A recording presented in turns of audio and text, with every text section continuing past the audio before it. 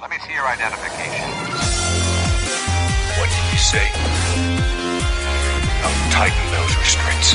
Scavenger scum. We don't need to see his identification. I will remove these restraints and leave the cell with the door open. My lord. Controver. Controver. Controver. Controver.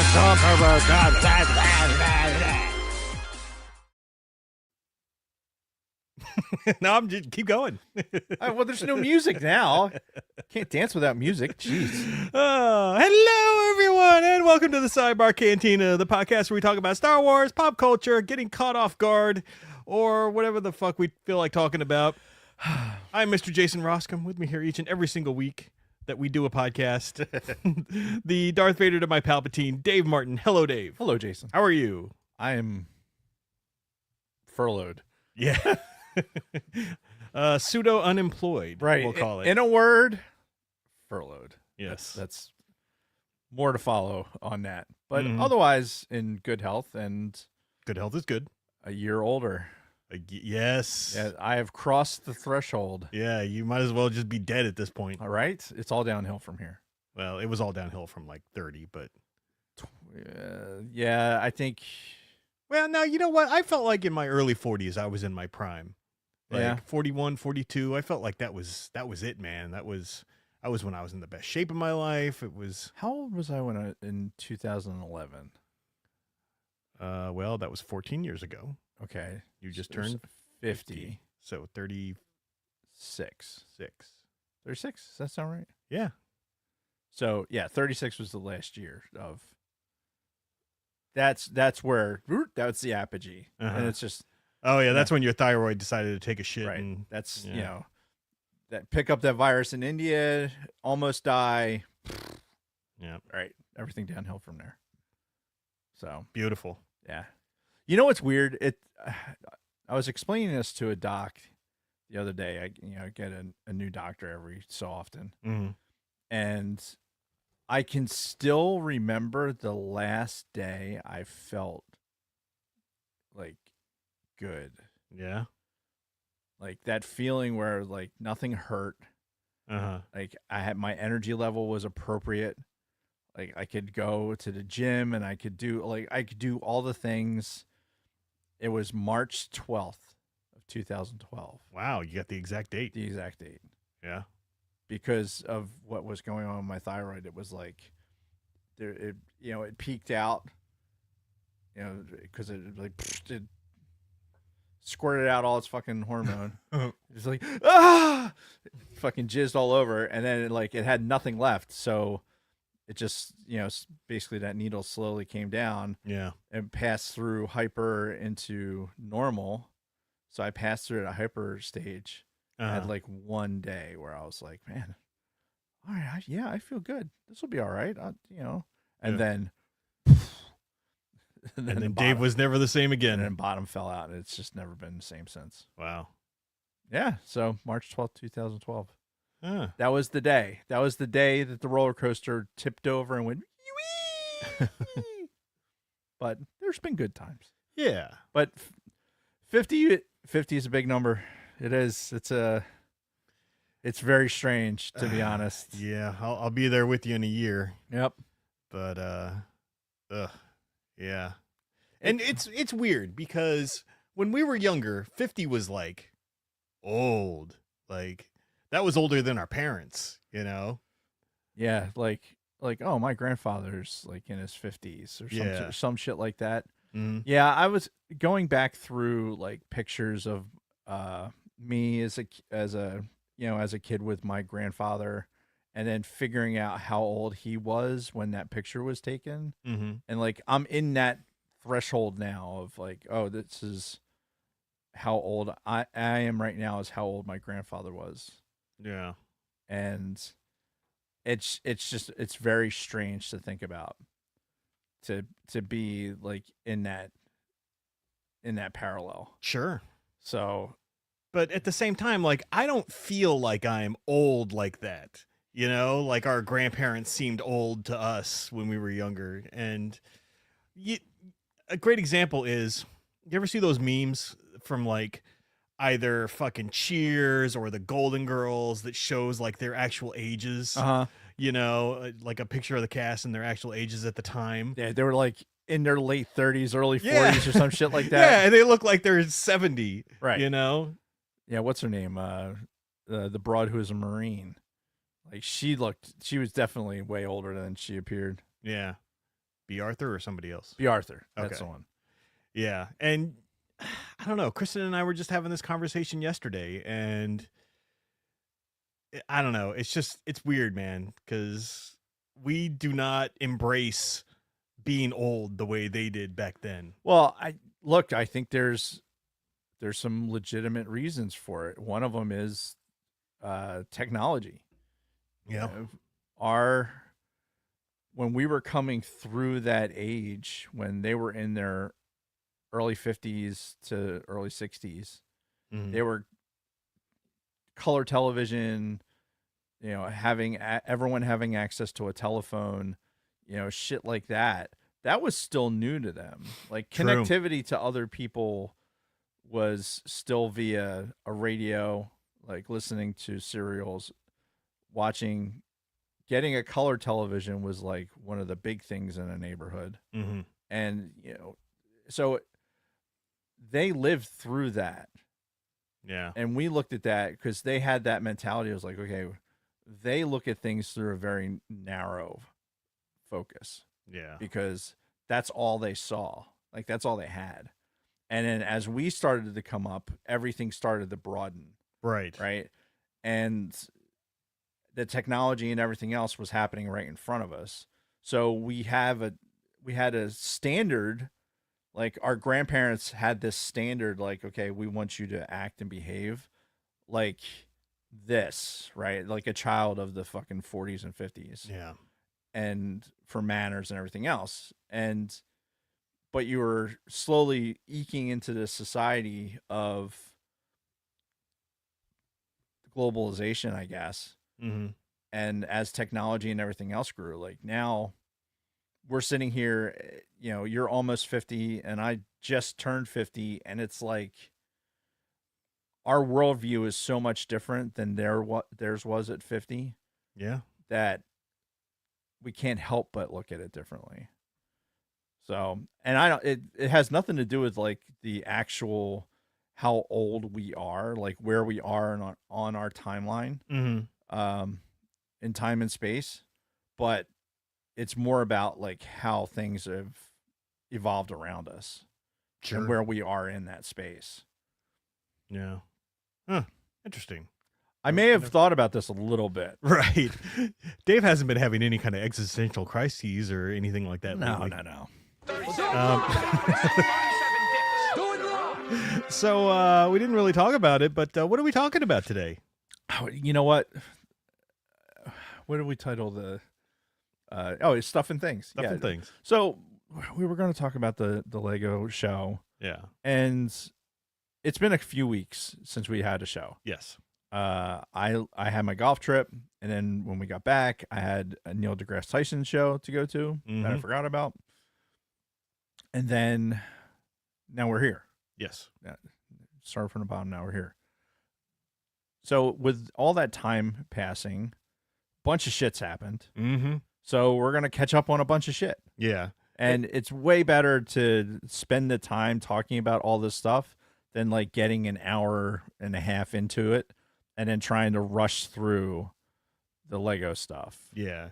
And quite frankly, like I texted you earlier, because I had a ball buster of a weekend, which we're going to talk about. Right. I had these flooring people in the fucking house today, and I just did not feel like sitting down and watching 2 episodes of the show, taking notes, probably rewatching a second time just so I can make sure I got my head wrapped around it, Right. and then get the studio clean and everything else ready for the show. I'm just like, I don't want to fucking do this right now. So I texted you. I'm just like, look, we got a lot of shit to talk about. Yeah. There's some really interesting news stuff that came up Star Wars wise in the last few days that I wanted to get into. So Yeah. we're just going to do that. And a lot of this is going to relate back to Star Wars anyway, because of the Space Con that I was just at, and because of, you know, this new stuff that we're going to talk about. So we're still going to do our thing. Yeah. No, and you will enjoy it. And if you don't, Fuck you then. I don't give a shit. Yeah. Oh, I need to. There we go. That doesn't really help. What are you trying to do? Show comments on stage. Show comments on stage. There you go. See, if you look at the how you doing, Uh-huh. it has the comments like, I don't know, like over there. Over there. It's why is it so far away? See how the I do see that, Yeah. yes. So I wonder if they see that the same way. Like, do you see the chat on the screen? I mean, scrolling below Jason. an easy way to verify would just be to log into YouTube and just look at the live feed. That would be asking a lot. Yes.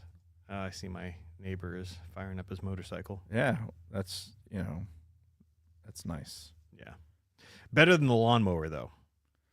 Well, yeah, motorcycles go away and lawnmowers just They go in circles. linger. Yeah. Anyway, so were we talking about anything, or are we ready to? I think we're ready to get into some Star Wars shit. Well, actually, before we get into that, Oh, we do have some business. yes, we've always got business to take care of.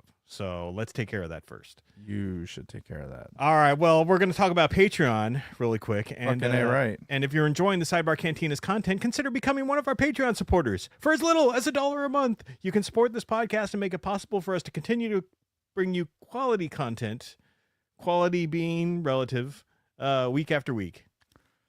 Hey, quality. You know what you're going to get. Yeah. So, quality. Yes. A quality. Can't tell you which kind of quality or how much of it, but anyway, we'd like to give a huge shout out to all of our current patrons: Frank Kalevich, Catherine Rennick, Dragon Buddy, Lord Helmet Fire, Nick from Sweet Studios, my wonderful mother-in-law Patricia Goodstein, Don Solsky, Wally Frogmore, Chantal from Pop My Culture, Helen Martin, Sterling Azier, Nicholas Schaefer, Kristen Roscom, Carly Vickers, Ivo G, Shotgun Mark, Frederick Martin, David Schmuck, Scott and Kim from the Use and Abuse podcast, and the Orange and Fett Show. If you'd like to, speaking of which, Bronco Fett just sent me a message over Facebook with a title of with the link to their 162nd episode, Mais provavel uma cobra fumar cachimbo do que a feb para a fuente da luta. Portuguese? I don't know. And I also don't know why he sent it to me. It's for our announcements. This is their latest episode. Okay. He could have given me a little bit of more context, maybe some English translation there. But either way, there's that. Fuck.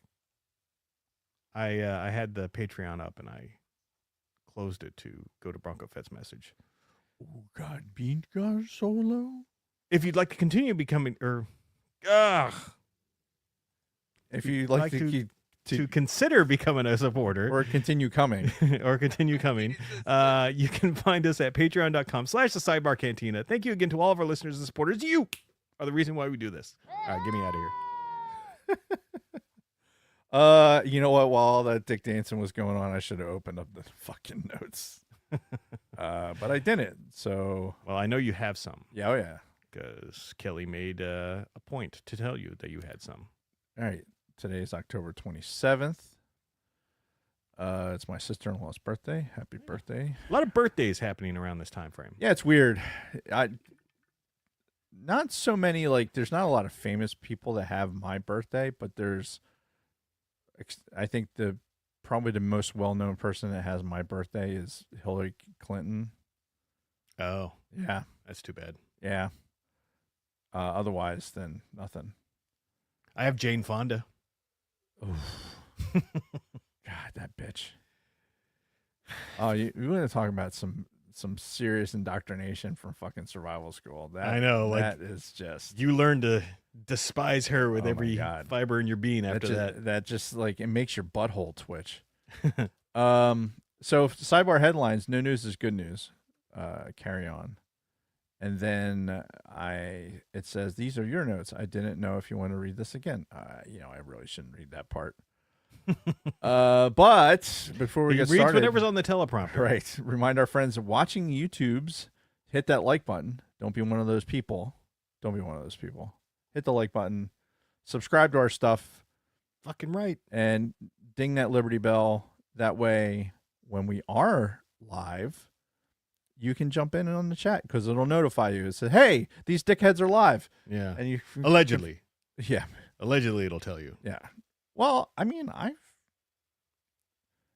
I've had good success with it. It's been better as of late. Yeah. I haven't had an issue with it. So Okay. if you're having issues with it, I don't know. Talk to YouTube. I'm sure they have 1-800 go fuck yourself hotline. Go fuck yourself. Go fuck yourself. I wish I could say I could help you, but it's YouTube and it's way bigger than I am. So I got Daisy Ridley and the Day the Titanic's at sale. Who's got Daisy Ridley? Chris Forsyth. Ah, sweet. Nice. Little girl has Alexander Hamilton. That's a good one. Yeah, Valentine's Day, sex brings October birthdays. Makes sense. Anyway, subscribe, ding the bell, do all the things. Hit the fucking like button because reasons. Yeah. And if you're bored by what we're talking about, just slide on over to, I don't know, maybe Audible or Amazon Music or Apple or wherever you do your podcast listening, and then leave us a review. Yes. And you just like, these guys are boring me right now, so I'm going to leave a review right now. And you will do it. So that's it. Just do it. Do it. So, whilst we were talking, I Googled who else we share birthdays with. And for you, yes, you are correct about Hillary Clinton. Yeah. You also have Keith Urban, Seth MacFarlane. Oh, really? Yeah, I didn't know that. Farlane, Seth MacFarlane. Is it Farlane or Farlane? I don't know. Who Okay. cares? We CM, know who it is. CM Punk, the famous wrestler. No idea who that is. He's one of the actually watchable people in modern day wrestling. I'll take your word for it. Dylan McDermott. Oh, Carrie Elwes. Oh, really? Yeah, he's Pat Sajak. As you wish. Pat Um, Sajak's still alive? according to this, he's 78, He just retired. 79. Yeah. I don't think he's dead though. Good for him. The Jeopardy guy died. Right, Alex Trebek. Yeah. Yeah, we knew that. Yeah. Huh. I didn't know that Carrie Elwes. Okay. You know, the guy, Men in Tights. Right. Uh, Because I can speak with an English accent. yes, him. Yeah. Um, I didn't know his birthday was the 26th. That's awesome. yeah. Yeah, you got a few. I was looking at mine. Samuel L. motherfucking Jackson. Shut up. Yeah. We were just talking about him before the show started. Yeah. Motherfucker. Oh, I don't have a motherfucking drop. And there's Jane Fonda. Oh shit, Kiefer Sutherland. Huh? Yeah, for me. Ray Romano. That checks. Yeah. Where did Who? What? No, it's Ew, Andy Dick. is he still alive? Apparently. I feel like he fell into a handful of age trees, and I'm just not sure like how he. Yeah. He doesn't have Magic Johnson money. I say that I have no idea what his status is. Don't take my word for that. It's horrible. Yeah. Anyway, Thoughts and views of somebody in Dave's head is not the thoughts and views of the Sidebar Cantina. Yeah. All right, let's switch gears here and talk about some news and rumors, mostly rumors.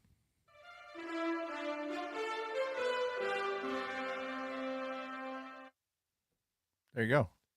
All right, we have some breaking news. No, I can't. you can't. It has to be more drunk Mm. and old. Oh God. Breaking news. Jason's going to say breaking news. All right. And he's gonna try and do a voice I can't. terribly. Yeah, I can't do it. But anyway, so a story broke probably 2 or 3 days ago Mm-hmm. that has been sort of snowballing and becoming this big thing. So Steven Soderbergh, the director, Okay. best thing that I could find in his credentials is he did Ocean's 11, Okay. the good one with The George first Clooney. one, yeah. Yeah, not the George Clooney was in the second one, wasn't he? Well, no, I'm not. I'm talking like the more recent version, because wasn't Ocean's 11 an old movie with those old people in it? Oh, there was an older version. Yes. Yes. That is correct. So when I say the new version, you're talking about the modern version which is with- probably like 20 years old with now. Clooney and Brad Pitt, not the Ocean's 11 version that was all female cast. Right. All right, so we're all on the same page. Hold on. Now I got to find out when this came out, because it's probably like 25 years old at this point. It might very well be. 2001, so it's 24. Oh, we'll have to talk about it next year for its 94. 25th anniversary. 94. Oh God, DJ Martin's back in the house. 94. My penis is. My penis is. My Nobody tells DJ Request what to play. penis. All right. You just let me know when you're done over there. 37. My girlfriend sucked 37 dicks. My penis is smooth. Are you good? All right, I'm done. All right. So Steven Soderbergh, Ocean's 11, some other movies. Him and Adam Driver were working on a Ben Solo movie Okay. that had gotten approved by Lucasfilm. Like this actually got to Kathleen Kennedy and whoever else at Lucasfilm and got the thumbs up from them. And this was a movie that was supposed to be about Ben Solo after the Rise of Skywalker. Huh. So it was supposed to be called The Hunt for Ben Solo, something to that effect. And it was basically somehow Ben Solo gets resurrected and, is Right. Finding himself, getting into some kind of adventures. Who knows? There's no details about the movie that was Right. being worked on. Somehow Ben Solo lived. Yes. Somehow. Yeah, exactly. And it sounded like a really interesting concept. You had a decent director tied to it who, is known for doing good stuff. Mm-hmm. Adam Driver was on board to do this. Right. Fucking Kathleen Kennedy and Lucasfilm said, yes, do this. Apparently this thing got up to Bob Iger and whoever his little bitch boy is, that it runs all the movies. Mm-hmm. And they said no. They said it wouldn't make sense for him to be back in a movie after Rise of Skywalker. And so many things to unpack here. First of all, the concept of the movie itself, a reanimated Ben Solo coming back and, doing something, I think sounds kind of cool. Adam Driver's back. He's on board. You could go a million different directions with something like this. We've resurrected how many characters now in Exactly. fucking Star Wars? Like, this is not a new concept. No, not at all. So yeah, if we're going back to the whole Bob Iger thing, it's like, yeah, if only you could make a movie that existed in a universe with a lot of mythological, Right. Unknown powers that Right. can influence things. And When you die in a world that had a guy living in it that had died previously yeah, and was creating a bunch of clones, yeah. so had So somehow Palpatine returned. it's not like for all of the scenarios. Mm-hmm. I'm not saying that I'm 100% on board with reanimating fucking Ben Solo. Mm-hmm. However, if you're going to do it, he's kind of in the right time and place Yeah. to do it. Yeah. Now, what is he going to do? I don't know. No idea. Here's what I think comes down to. Mm-hmm. I think comes down to they have a Rey movie and they have a Solo movie, and they want strong female character Yeah. over a Ben Solo who's already dead. Right. Like, what are we going to put our ass behind? And they're going to want the strong female character. That's where they're going to lean. Right. It doesn't matter the story that's going to be told. They think that this is where it needs to go. This is the direction it needs to go. Yeah. Which that's been their push for God knows how long now. And and I don't have a problem with Rey as a character. No. But I don't think you should shut off something that has so much promise. Right. When you don't have a lot of movie prospects. No, because they can't seem to get a movie off the fucking ground to save their lives unless they really fast track. And it's making me feel less and less good about the Starfighter is like how quickly they fast track this fucking thing to get it into production and everything. It's just, I don't have a good feeling about it because of that. It's so not even on my radar until it actually shows up into something that I can becomes palatable. Yeah. And I can be like, okay, now I can get some sort of vibe off of it. Until then, I don't know. It doesn't exist. Yeah. I believe it when I see it. Fair enough. It's you're going to stretch too thin the content that you have. And yeah, it's a shame shutting off something like that. Again, I'm not a huge fan of the resurrecting. Sure. For, this particular character, and there's a lot of complications too with like, okay, if he's good Ben Solo now. I mean, there's a lot of ways you could go with it because it could be him, because for the last 15 minutes of Rise of Skywalker, he was actually good Ben Solo again for a very brief period of time, which is probably some of his most compelling work in the whole sequels. But, he still did a lot of bad shit leading up to this. And if he's like, he fucking saw the light, he's good Ben Solo, he fucking saves Rey from dying, and then all of a sudden he wakes up and he's like, fuck, I'm still alive. He's still got shit that he's got to deal with mentally to make up for all of the bad shit that he did back then.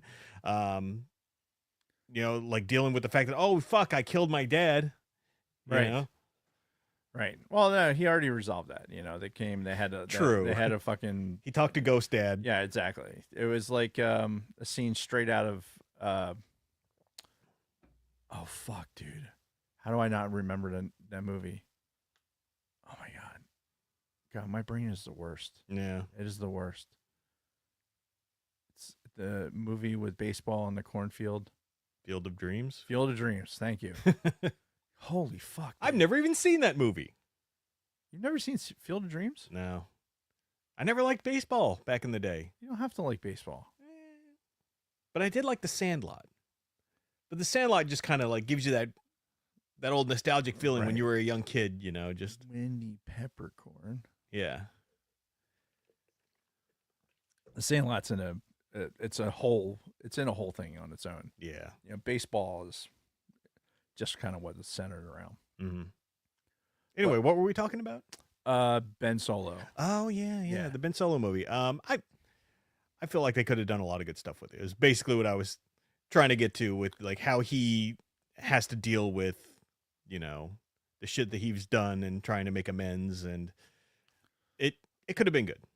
So Adam Driver's in something that is, to me, I'm really looking forward to, is he's going to be John Chapman in the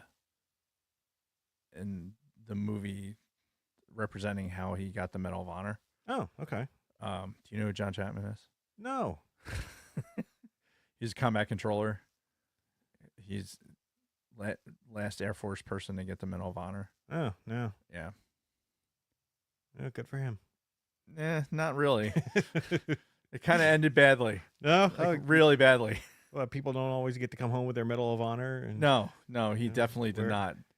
He definitely. When they're out drinking with their friends, well, yeah, I got the Medal of Honor, motherfuckers. Yeah, no. Not this guy, No. unfortunately. He died multiple times. And was, it's horrific. Somehow the controller returned. Yeah, fucking dude. conversation we can have for a whole another sidebar, but combat controllers are at the very tip of the spear of operators. Yeah. They just are.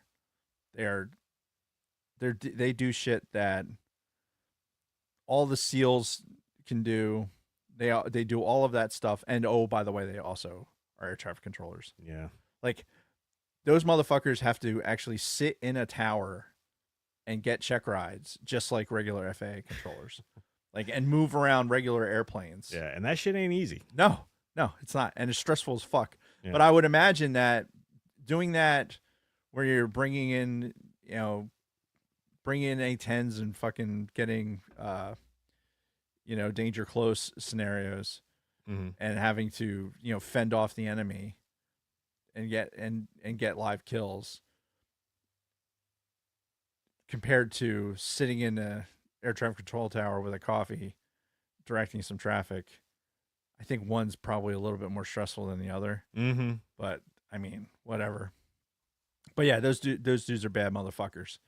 And the Chapman movie, Adam Driver is going to be Chapman. So, yeah, if I don't know when that movie comes out, maybe somebody else can look it up. But the book that's out about it is really, really good. Mm-hmm. For those who still read. I mean, I listen to audiobooks. Does that count as reading? Yes. Okay. Yes. Absolutely does. All right. It doesn't have to be the printed page. I'm not a printed book elitist just because I have printed books. Yes. I read printed books at the same time that I'm listening to books, because I apparently enjoy making as much chaos in my brain as possible. So anyway, that's what Adam Driver's doing. So now you have Adam Driver portraying this, combat veteran, Medal of Honor winner. Mm-hmm. Like, you wonder if that somehow plays into it, because I don't think that's a Disney Probably not. movie. I don't know who's backing that.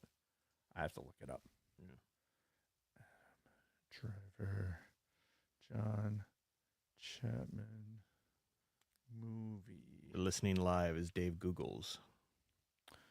Ron Howard's the director. Oh, nice. Yeah. 2002. Alone at Dawn. That's the name of the movie. Mm-hmm. So yeah, I'm looking forward to seeing Adam Driver in that.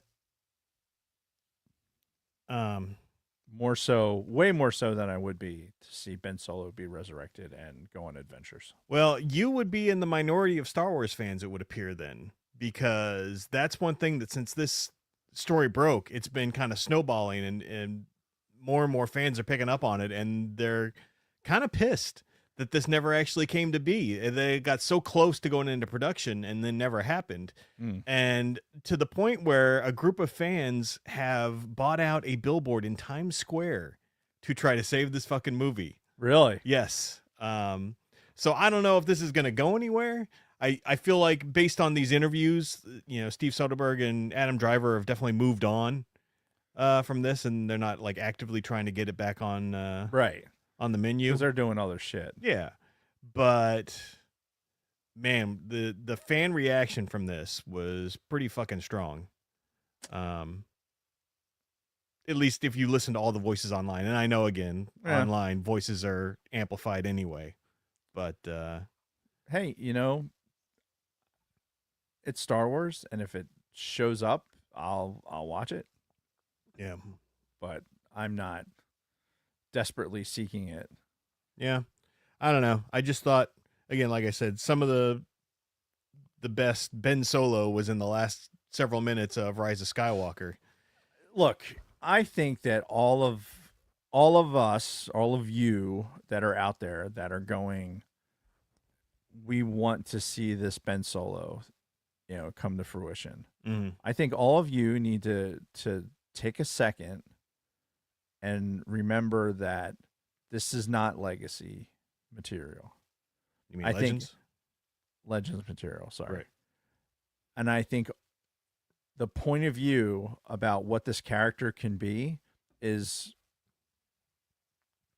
affected by the fact that the story arc and the character for Ben Solo was so prolific Mhm. in the Legends books, especially that last book series. Oh, you're talking Jason Solo. I think I am talking from Jason Legends. Solo. Yeah. But there is a Ben. Well, Ben Skywalker. Remember Luke's kid was named Ben? Regardless, Jason Solo was the name I was thinking of. But either way, It's the son of Han and Leia. right. I think that's. I really do think that's polluting kind of like how people think what this character could be. Mm. And I'm not saying it's everybody, but I think it's probably a lot of, especially the hardcore Star Wars fans Yeah. are all probably going like, oh, we could be doing this. Yeah. We can bring Ship back. We could do we could do all these things. You're obsessed with ship, man. It's fucking cool. Yeah. We need to make Ship canon. We need to make that happen. You listening? You're listening out there? Fucking you Disney people. There's no release date for that movie yet, by the way. Which movie? The Alone at Dawn. Oh. Okay. Has it been filmed already? Those are details that I do not have. Okay. So, and I don't want to spend any more time on it. All right, fair enough. Last thing I'll say about the Ben Solo thing is, again, speak up. If you're wanting to see this thing get resurrected, speak up, and maybe Ben Solo himself will get resurrected, and Dave will be disappointed, and he'll give me that look like he's giving me right now. And Yeah, it's not, that look is not because of Ben Solo. Unfortunately, that look is because of the current geopolitical situation and people that you need to not be speaking up about that. You need to be speaking up about other things. Like, I get it. Rent a billboard about doing this movie. Mm-hmm. Awesome. Cool. As a Star Wars fan, I can dig it. However,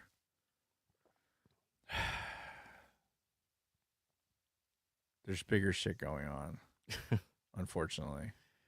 And unfortunately, I'm fucking have to think about it, and I usually don't. I hate it. Yeah. Fucking hate it. Who's buzzing? Is that you? That was me. It's my WeatherBug app. For random places like Toledo or wherever the fuck? Well, Orlando is about to have severe thunderstorms. Well, thank God we know that. That's Everyone that's in Orlando right now, get ready. Anyway, so we're done with Ben Solo? Yes. All right. So another story that popped up, and I'm just going to read some of this article for you. Okay. So this way I'm not distorting what's being reported here. The theatrical version of Star Wars Episode 4 New Hope, released just as Star Wars back in 1977, is seemingly being restored in 4K by Disney for future release. I thought it would say releases. According to new leaks. This version of George Lucas's sci-fi blockbuster hasn't officially released by Lucasfilm since 2006, and that was a crappy transfer from a Laserdisc. Wow. Great reporting here. Yeah. Crappy transfer. Yeah. Literally, it says crappy transfer. This is from Kotaku, by the way. Which I've never heard of. Yeah. They're a left-leaning video game website. Okay. Yeah. Over the last few months, rumors and leaks have been circulating online about Disney working on a remastered and fully restored version of Star Wars. Then recently, video clips surfaced, and it's got a hyperlink to that, of this not yet officially announced 4K restoration of the theatrical version of Star Wars. Those clips were promptly deleted, but leaked screenshots are still floating around, another hyperlink. and show new, highly detailed scans of A New Hope and also The Empire Strikes Back and Return of the Jedi, implying the entire OG trilogy is being restored. And the best part? The leaked information claims that the restorations are being done properly, using original film negatives and with an effort to preserve grain and color grading. This doesn't appear to be a quick 4K AI upscale like we've seen in recent years. This is a big deal because the last time Lucasfilm officially released the original theatrical version of the films without all of Lucas's special edition tweaks and changes was back in 2006. The DVD versions of Star Wars released back then included the original theatrical cuts, which I do remember, as a bonus feature. Sadly, these were poorly transferred copies from the Laserdisc version of the Star Wars movies, and the transfers on Laserdisc weren't great either. So that's a long way of saying that there is evidence that shows that Disney and Lucasfilm are looking to upscale the theatrical versions of Star Wars. Well, I can see, like, just from a preservation standpoint, Yeah. wanting to do something like that. Like, I can see George wanting to digitize. See, I couldn't, because when it was put into the, what was it, the National Archives or whatever, they gave him the fucking special edition.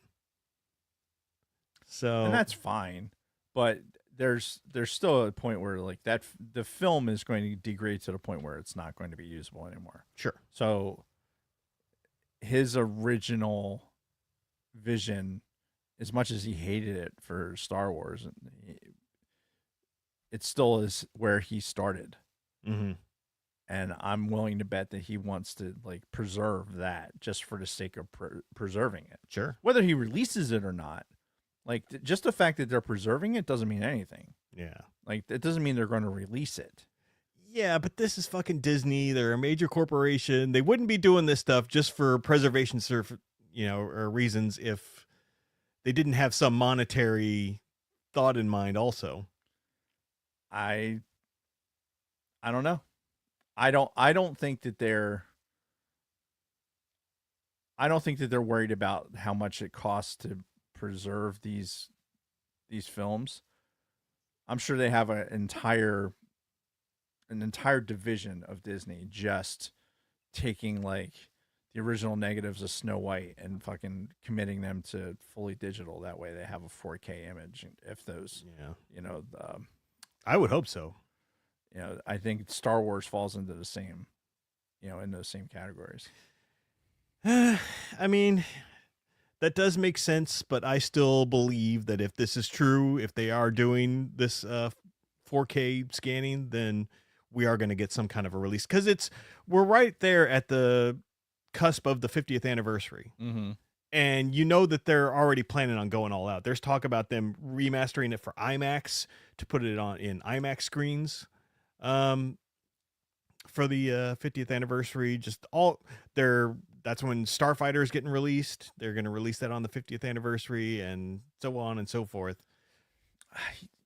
You know what I hate? Sidebar. I hate the IMAX tag on everything.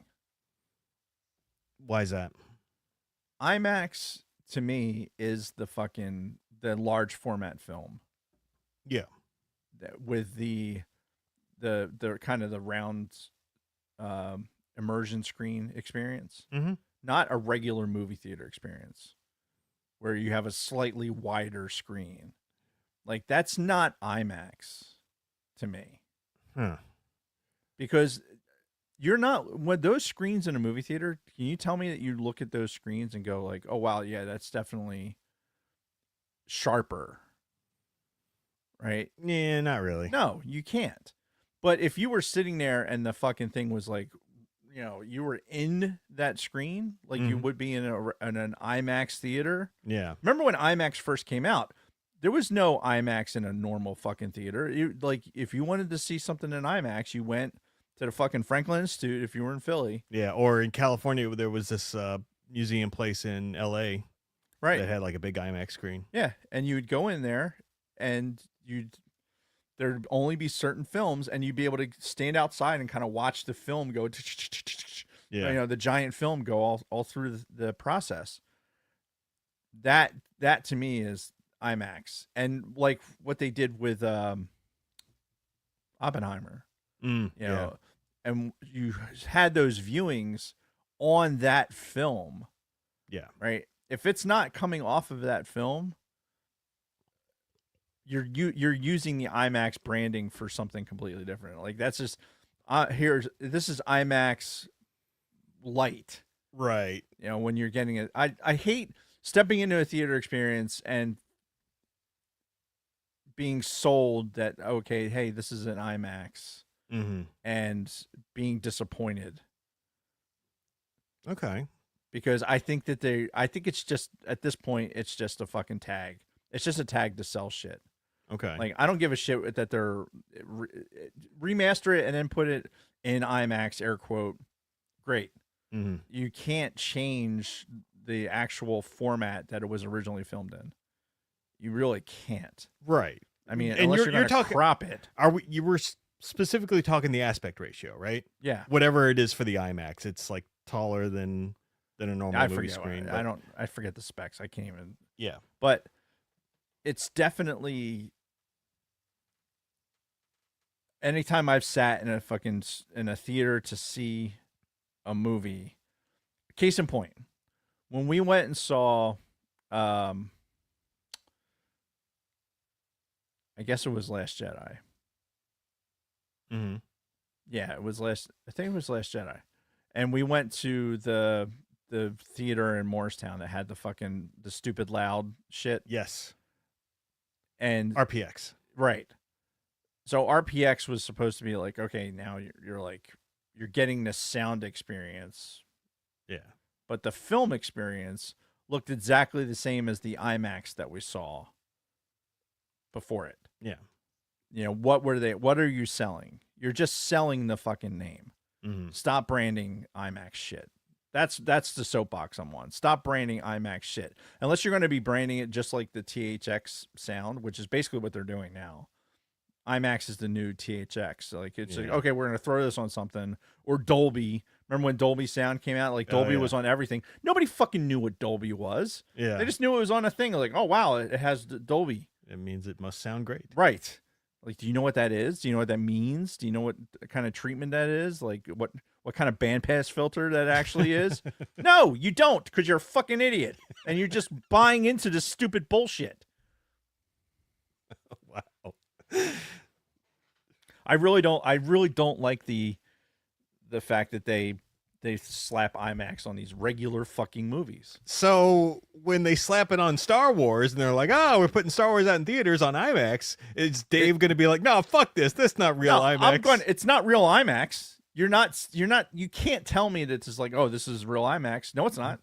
It is not. 100%. It is not real IMAX. What if they make it though? What if they change the aspect ratio and make it to where it's? They didn't film it on the IMAX film, on that whatever 50 millimeter fucking film. Mm. Unless it was filmed on that, then no.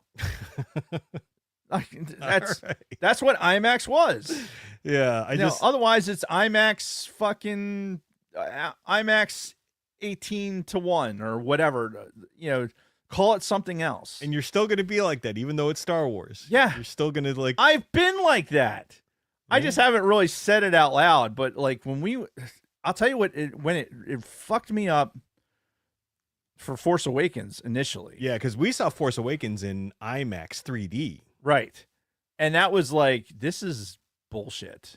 Yeah. Like I walked into it like I expected an IMAX experience. And I got a movie. Yeah, it's basically a movie on a slightly bigger screen. Right. It's not an IMAX. No. You're not you were selling me IMAX. That's not IMAX. Yeah. That's not what it is. And I would give you the fact that IMAX is not it has moved on from that and now is like using it's digitizing to improve the movie experience. I'd almost buy that until they made Oppenheimer. Yeah. And then the selling point for Oppenheimer was that they filmed it on IMAX, like the actual film. Yeah, Christopher Nolan likes to do that. Yeah. Okay. So now what's IMAX? Is that IMAX or is it the fucking bullshit when you walk into the fucking Cherry Hill Theater, the same one you can fucking watch Cars You're not watching Cars in IMAX. Uh-huh. Why Cars? I don't know. It's the first thing that popped in my head. It's bullshit. It's bullshit branding. You're not watching. You're not going to an IMAX theater unless you're fucking walking in there into a fucking. When you're going to fucking see an IMAX experience. So flash forward 2 years from now, 2027, during the 50th anniversary, they're gonna put Star Wars out on IMAX. We're gonna be in the theater. I'm gonna be like, "Fuck yeah!" Dave's just gonna be like, "This fucking bullshit." No, the Dave will be, "This is fucking bullshit" with IMAX on the theater ticket. Mm-hmm. Once I get into the room, I don't care. It's Star Wars, and I don't care. I'm watching Star Wars. I'll watch it on the back of a fucking milk carton. I don't give a shit. At that point, it doesn't matter what the aspect ratio is. It's the thought. Like, don't give me this bullshit IMAX experience. I'm not impressed. I'm not impressed with your fucking your IMAX label. Well, so they should change their whole branding just because Dave Martin isn't impressed? Yes. I can't be the only one. I cannot be the only one that looks at that and goes like, "That's not real IMAX." I can't be the only one. And I'm sure there's other people out there, but I don't know if they're as passionate as you are. And look, I can validate my entire thought process because of Oppenheimer. Yeah. If they sold Oppenheimer as on the big film, on the big IMAX film, and it looked good.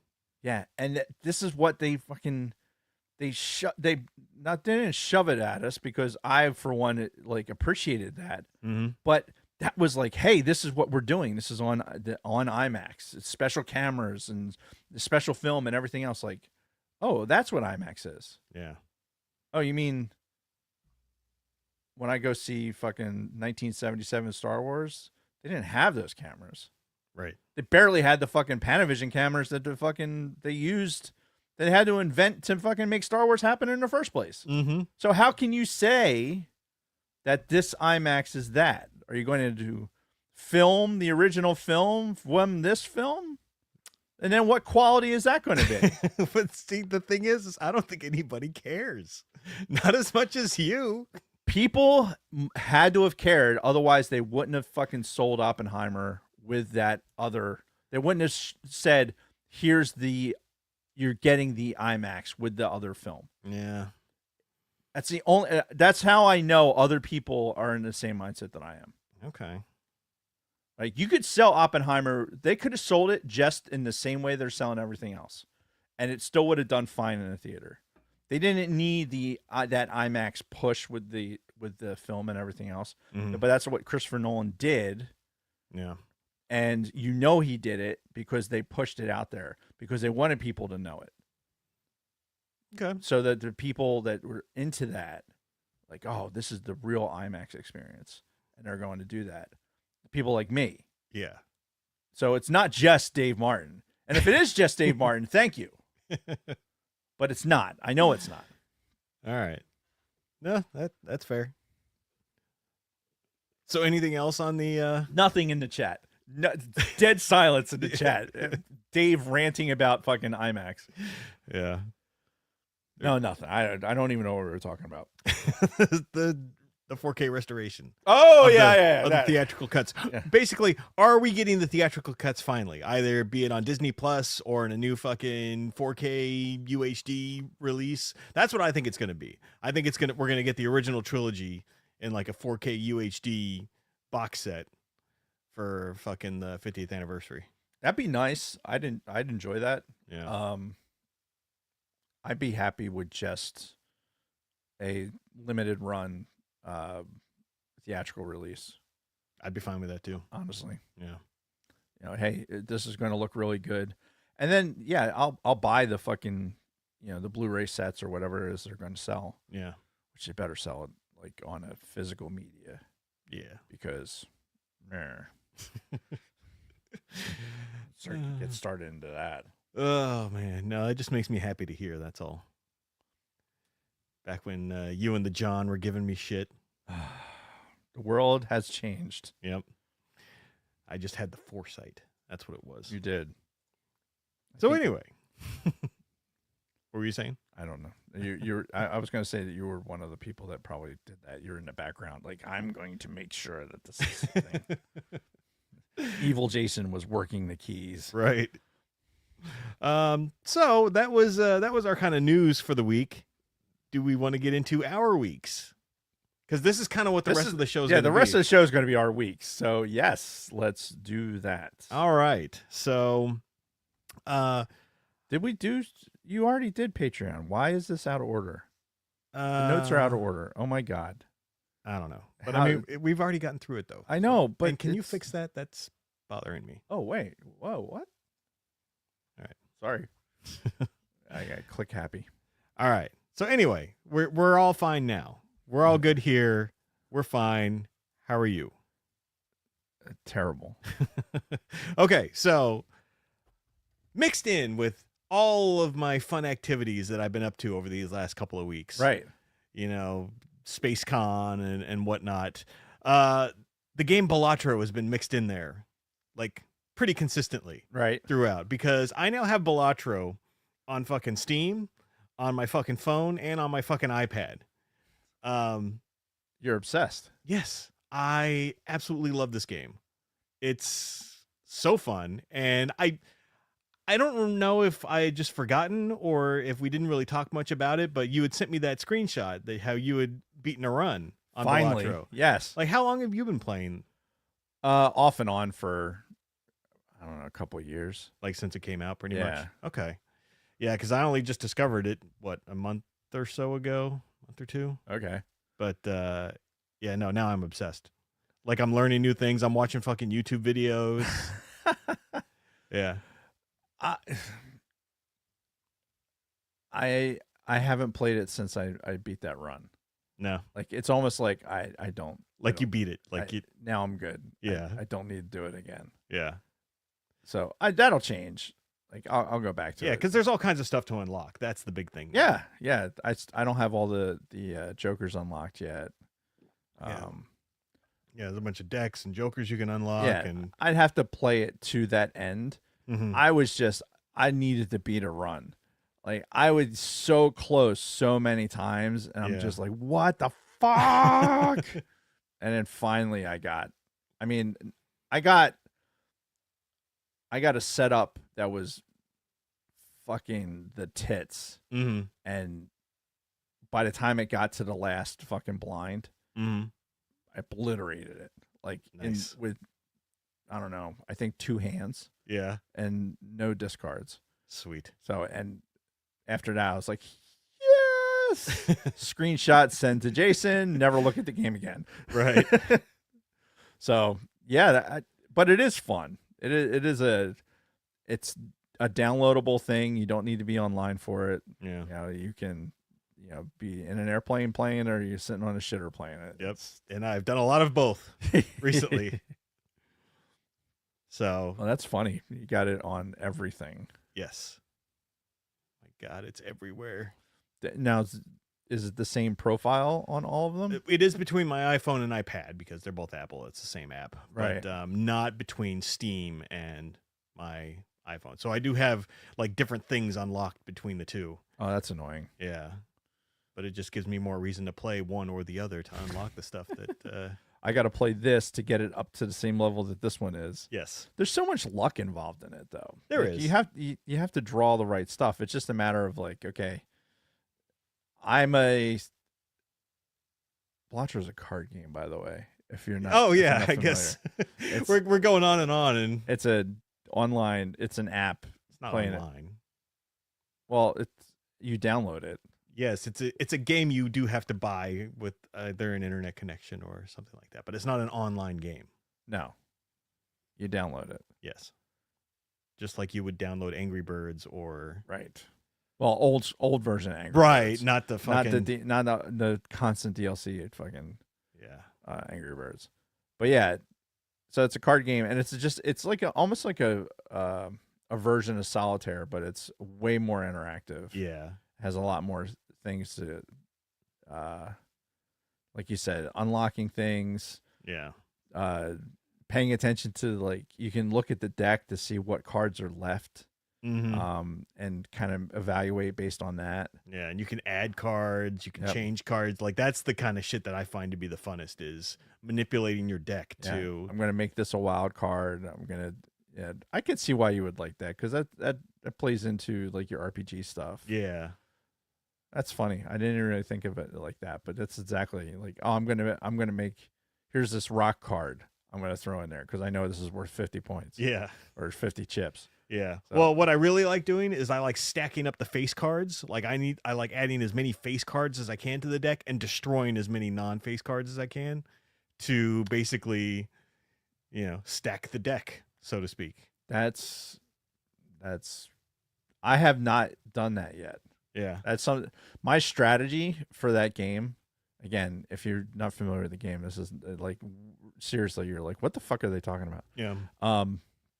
But my strategy is planets. Like, Mhm. I load up on the planets. Like, every time I see it, I buy them. Okay.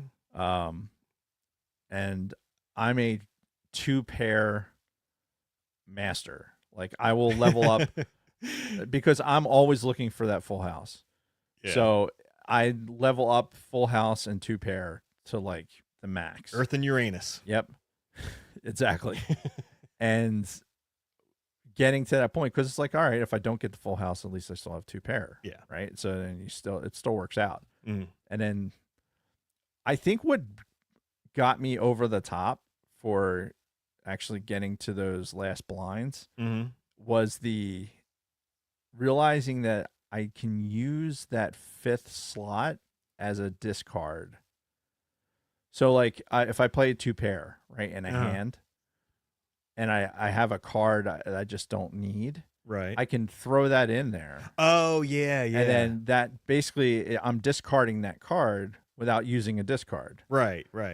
And once I figured that out, I'm like, wait a minute, I can rearrange things a lot better now Mm-hmm. because I can get rid of some of these cards that I don't want. Right. Until you get one of those jokers that like want you to play a hand of exactly 4 cards or Right. Or, oh, here's this card that you have to keep in your hand in order for it to be valid. One of those steel cards or whatever. Yeah. But yeah, it's dude, it's a fun game. I like the idea of having something that I can play that's offline. Mm. And yeah, I'll get back to it, but I'm still in the Like- honeymoon period. Yeah, of, like you beat it, it's over. right. But it's not that kind of game, honestly. Like Mm. if we're selling the fucking game, it's I thought I'd never be awake. It's I'd beat it on the blue cards because after talking to you, I started with the blue deck, Mm. and so I got to the the 12th anteater, I guess, Mhm. in the blue deck, and woo. So now I can go to the red deck and the gold and work the other ones now. Yeah. So there's still options, even though you do that one, and then you can go after that also. Yeah, you can just keep going. You just keep going. Though the blinds go up pretty substantially after Yeah. that. Yeah, I noticed that. I'm like, oh, okay, this is going to end quickly. Yeah. But if you ever watch guys on YouTube, they put up astronomical numbers in this game. It's crazy, and I want to be like that someday. Not gonna lie. Well, you play it enough, I'm sure you get there. Yeah. I mean, you have the strategy for it. Like me, I'm more blunt force trauma when it comes to shit like that. Yeah. I always have been. So anyway, in addition to Balatro, I just want to wish my son Adam a happy birthday. His birthday was the day before yours. Oh, no shit. Yep, and he turned 19. Wow. He started his first job a couple weeks ago too. I don't know if I told you that. No. No, he's working at Target. Nice. Yeah. So, he. Get discounts on Legos. Oh, I didn't think about that. Mm. I can see the gears turning Right. in Dave's head right now. Legos and Black Series. Yeah. Oh. Yeah, their Black Series selections always suck though. Yeah, gets better around Christmas time. Yeah. Anyway, Awesome. Happy birthday to Adam. Yeah, happy birthday, Adam. And I was in San Antonio for his birthday, so I missed it. Sorry, he's 19. Yeah. Plus, he's used to it. I missed a lot of his birthdays over the years. Yeah. Probably his more than my other kids, because Rob's is like right at Thanksgiving and Ben's is right at New Year's, and we typically would never be on the road during Right. those times unless there was a war going on. But Yeah, I'd miss my birthday a lot yeah. when we'd be on the road because of where it falls. You try to get back in time for Halloween, Mhm. but most of the time you wouldn't. Yeah. Like it's like nobody really gives a shit. Yeah. So yeah, I missed my own birthday a bunch, but yeah, well, there'll be others. Yeah. I'm sure his 21st. I'm sure you guys are in the planning phases for something. Yeah, we're thinking, but the next big thing is Ben turns 18 in January. Fuck. And that's that. All my children will be adults. Wow, Yeah. It's scary. that's terrifying. Yeah. So anyway, enough of that great news. Do we want to talk about my SpaceCon San Antonio experience a little bit? Yeah, let's so I'm going to tell you that I'm looking at the notes and I keep reading instead of rebook Thursday to Friday, I keep seeing Reebok. Like Reebok. why what about Reeboks? Reeboks, Thursdays to Friday. Yeah, I'm like people still wear Reeboks? Do they sell Reeboks? Like is that still a thing? I think it is, but I think it's a poor man's Nike. Okay, it always was. Yeah. It's always that unless you had the pump. Which I did.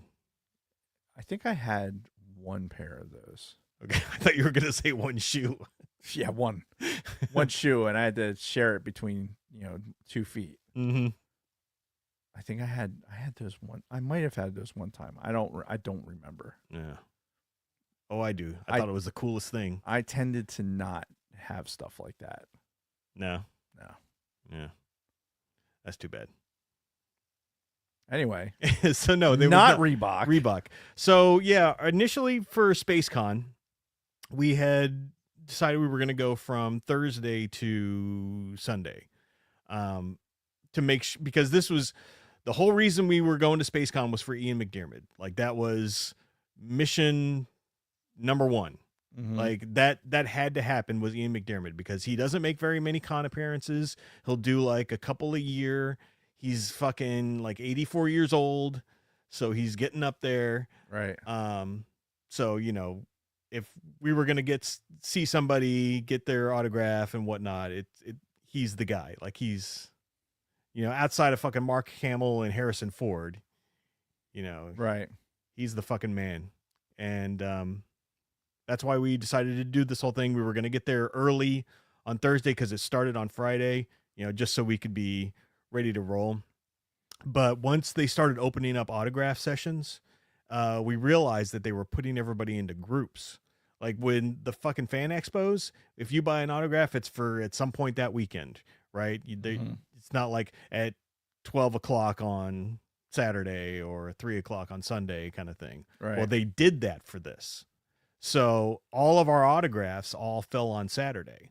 So we didn't have anything that we needed on Friday. So we were like, oh, fuck it. Let's rebook from Thursday to Friday. No need to get there early. We'll get there on Friday, maybe go to the venue that night and get our badges. But Saturday is going to be the day. We're going to have the whole day. We're going to get up first thing Saturday morning. And, we're going to get there like an hour before. We're going to have the whole fucking day. It's going to be a breeze, even though we've got all these people to see. So I just felt like something was going wrong with this trip because I just had this weird feeling in the back of my head. Like this is just something does not seem right as I'm packing up. I'm just like, something doesn't feel right about this trip. And it started with how early we were going to get to the airport on Friday. And like, I'm an early guy, right? Yeah. Like I always err on the side of getting to the airport early. So, this was at rush hour. So our takeoff time was at like 6:30, something like that. Okay. Because we went right after work. And I'm like, let me pick you up at like 4. That'll give us, you know, a good half hour, 45 minutes to get to the airport, and we'd still have like an hour to kick around before, Right. you know, After getting through TSA Or- and all that other bullshit. yeah, exactly. Pick up Bob. We're heading up 295. Past my exit on 295. I pick him up on the Route 38 exit. Past my exit, almost to your exit. And one of us realized that they did not have their wallet. Oh my God. Yes. And that was a showstopper. Like, Obviously. while the other one was verifying that their wallet was not in the car, the other one realized, oh, fuck, I forgot my passport. Another showstopper, Right. pretty much. So we're already, you know, at about an hour out. There was a lot of traffic on 295. Yeah, that time of day. And we're like, fuck, we have to turn around and go back to both of our houses to pick up a passport and a wallet. And we do so. Get heading back. Traffic is heavier. We're like, fuck. Yeah. And we're like, okay, here's what we're going to have to do, because Bob had a check bag and I didn't. So I'm like, I'm going to drop you off at the curb. You fucking sprint there, check in your bag. If they let you check in your bag, then I'm going to find the closest parking space I can. I'll fucking park and we'll rush to the gate. So that was the plan. Then we get on to 95, which, again, I'm thinking going in this direction on 95 towards the airport probably shouldn't be too bad. But it does get bad when it goes down to one fucking lane because they're doing goddamn construction Yeah. on Route 95 during rush hour. Yeah. Well, you shouldn't have taken 95 anyway. You should have taken 291. See, I don't know that way. All I know is the one way that I learned 20 years ago and the way that I always go. Rookie move. Anyway, when I take you to the airport, when I've taken you in the past, I don't go that way. Yeah, I take 291, which is a whole nother bridge. right. But I don't know 95 that takes way. you on a Girard Avenue bridge. You want to go over to Platte Bridge. Yeah. I can teach you. I can lead you to water. You have to drink though. Yeah, we'll see. So we missed our flight that night. There was nothing available until the next morning. So we stayed the night at the Marriott at the hotel at the airport Right. and caught I think it was a 6 a.m. takeoff. So 5:30 boarding, pretty early flight. Well, the good news is you were right there. Yes, exactly. And that's why. What terminal did you fly out of? B. Oh yeah, so you were right there. Yeah. But we flew back into C and then had to walk a terminal over to get out. But that's another That's- part of the story. Yeah. So I sleep like shit in that fucking hotel, like absolute dog shit. And I had been up since 4 a.m. that morning before. Because, you know, I had to work that day and then go home, get my shit real quick, go grab Bob and head to the airport. So I was already pretty exhausted and I slept like shit that night in the hotel. And we had to get up fucking at like 3 or 3:30 in the morning to catch our flight. So I'm sleeping like absolute shit. We actually make it to the flight just fine. Thank God. But the weather going into San Antonio was awful. And it was going in the next morning, there was no direct. So we actually had to go through Dallas into San Antonio. So That's fucking annoying. yeah. And the weather was shit down in Texas. It got kind of bumpy. Just annoying. Not to the point where I thought they were going to stall it in, but It's probably what, 737 or A320. it was a 321. Okay. Yeah. Yeah. It's fine. Yeah. And it was a 319 coming back. I do remember that. So a little bit shorter. Yeah. Airbus. Yeah. Anyway. These are the important details that I care about. Like what kind of airplane were you on? Yeah. So we made it in, but we didn't get to the airport until 11:30 is when we landed in San Antonio. Mhm. So the venue opened at 11. And we knew we only had Saturday because we had like ridiculously early takeoffs on Sunday. So we knew that Saturday was the fucking day that we had to get all of this fucking shit in. And we got there at 11:30, go to the hotel because we got all these bags and shit. We got to drop them, like rearrange some stuff for what we're taking to get signed. And they don't have a room for us. They're like, oh, well, we got there at like 1:30, something like that. They're like, check-in's at 3. We're like, oh, for fuck's sake. Okay. Can we leave our bags with you then? And they're like, sure. Then we go through this process of then taking our fucking bags. They gave us a tag. And then all of a sudden she's like, oh, I might be able to get you into something now. So she works to get us into a room. It's like, oh, okay, fine. We just need to drop our shit and fucking get out of here. Go up to the room. Fucking key doesn't work. We're like, are we sure this is the right room? Yes. 621. Key doesn't work. Second key doesn't work. Fuck. So I stay with all of our shit right outside this fucking door. Right. Bob goes down. Like every minute that's ticking by, I'm just like, fuck, we're going to not make some of these autograph sessions that we have. Bob comes up and he's like, we got a new key, right? So we're like, okay, cool. Key in, opens the door. As soon as we open the door, we see somebody else's shit everywhere. Like there is somebody actively living in this fucking room right now. And we're like, okay. So we go we go back down fucking stairs. And she's like, oh, I thought that was you. That's because we've had you checked in since the day before because, again, we were supposed to get there on Thursday. Right. And she's like, oh, that's weird because it's under your name and everything. And we're like, what the fuck is going on? So she's like, let me take your bags again and I'll get this straightened out while you guys are at your thing. So we're like, okay, yeah, you do that. Yeah, you do that. So we do that. We finally fucking like, there's this little kitchenette area. We drop all of our shit there. We're like rearranging stuff in our bags and, you know, trying to make sure we have everything we need to get signed. And we get an Uber, and as we're going from the hotel to this convention center, it's not like a main convention center. It's like, you know, one of the smaller kind of crappier. The thing is actually in a fucking old hangar. Oh no is shit. Where this event was. That was beside a convention center. Okay. Fucking weird. And we're driving down, and I swear to God, I'm like, we're gonna get fucking murdered. Like, I thought we were going through the hoodiest of hoods, going from this fucking Hampton Inn to the convention center. It was bad. And I'm like, I don't remember San Antonio being this much of a shithole. But where we were, When's the last time you were there? 1996? No, that was the first time I was there. Oh, you went to radio school there, didn't you? Yeah, I did the NCO Academy there. I did radio school there. Yeah. I played golf there like right before I got out.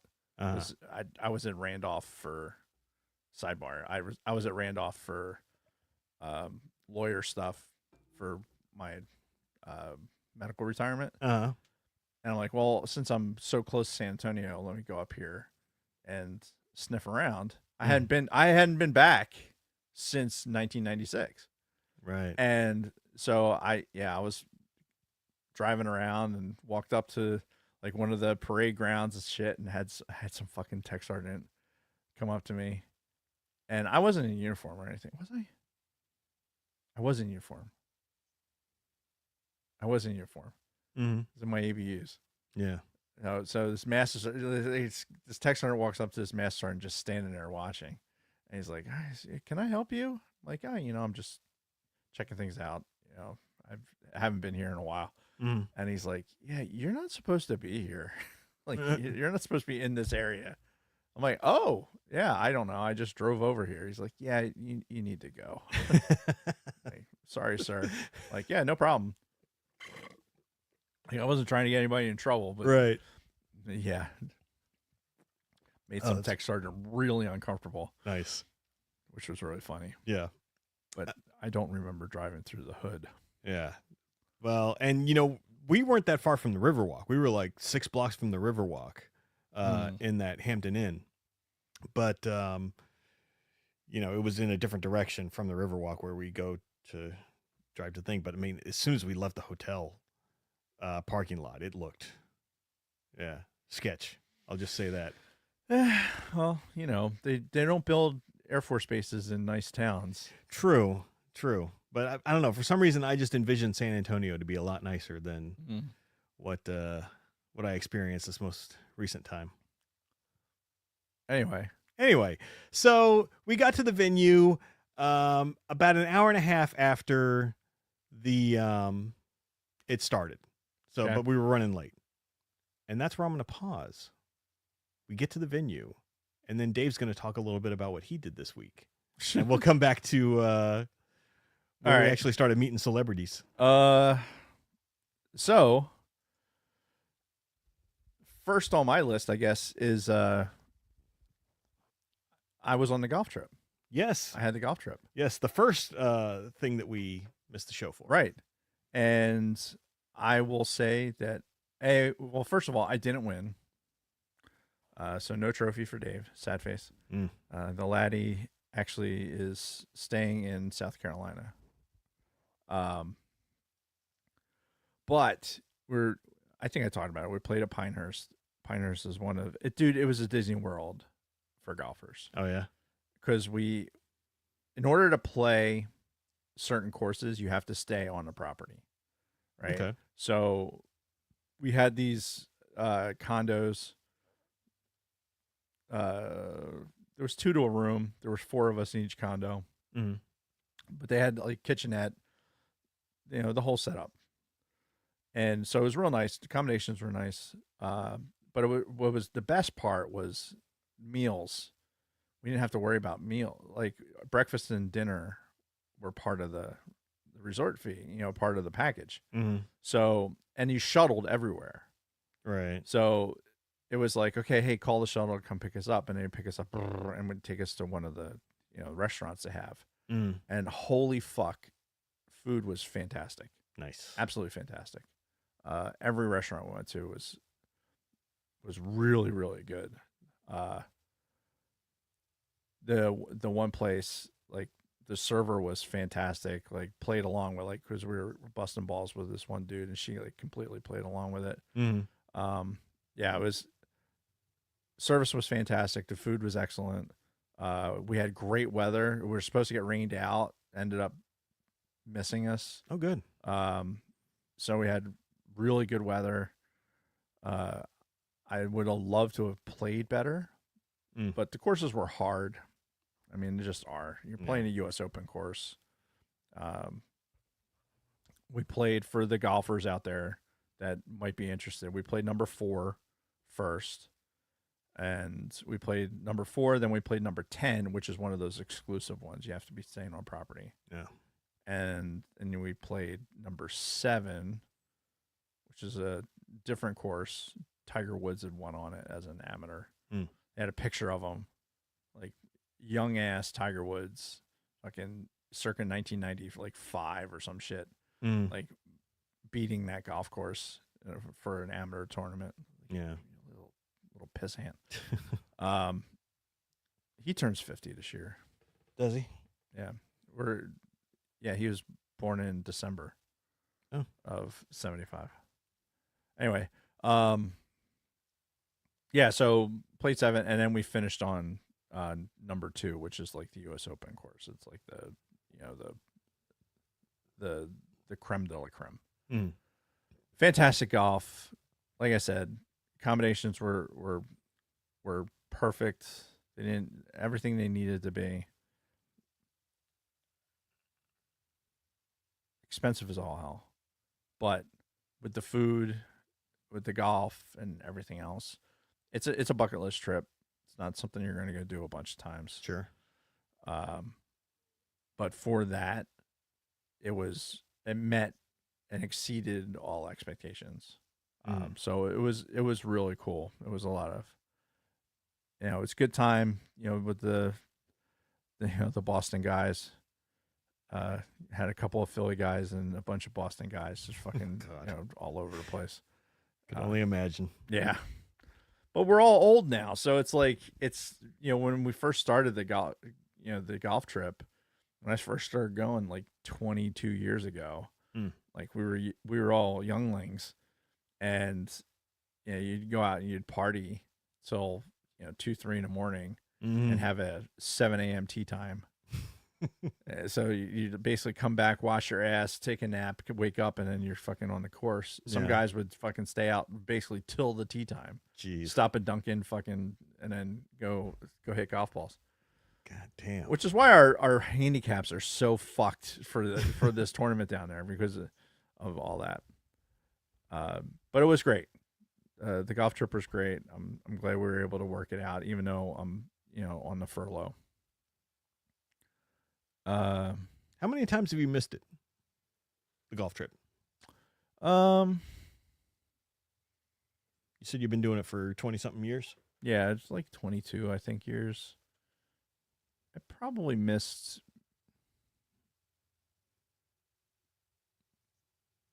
maybe 8. Okay. Maybe 8 times. All right. Especially like because of when I was active duty in particular. The timing of it. But I tried to I knew when that trip was going to be, so I'd put my leave in to make sure that I was able to go. That was kind of like I had Kathy's leave because she had off the same time all the time around that New Year's time. Yeah. So I always had leave put in for then, and then I'd have leave put in for the golf trip, and that's really the only leave I ever took. So there was circumstances that would have, that kept me away from it. Sure. I missed last year because of the cancer stuff. I just didn't want to. That was a year ago already? Yeah. Fuck. Yeah. Hello? Oh, well, thank you. Oh, delicioso. It's a little fajita? Taco? Nice. So I'll keep talking while you're eating that. Yeah, go for it. Those miss the what the hell is it called? Mukbanging on the show. Here you go. Your wishes granted. But yeah, the skin cancer thing. I've missed it because of work. Why is the notes going nuts right now? Are you leaning on the keyboard? Whoops. What is happening? The teleprompter's going nuts. Yeah, and we've done it sometimes it's in the summer, sometimes it's been in the fall. Right. I like it better when it's in the fall, but it's better in the summertime, honestly, because the golf is cheaper, especially when we're doing it in Myrtle Beach. And that's where it's been almost the whole time, has been in Myrtle Beach. Really? You'd think it'd be a different time of year that it'd be cheaper. Dude, it's hot as fuck. Dude, it's so hot and it's so uncomfortable that people aren't going down there to golf. Like, they're going down there to go to the beach and vacation for that stuff. Yeah. But they're you're talking July, August.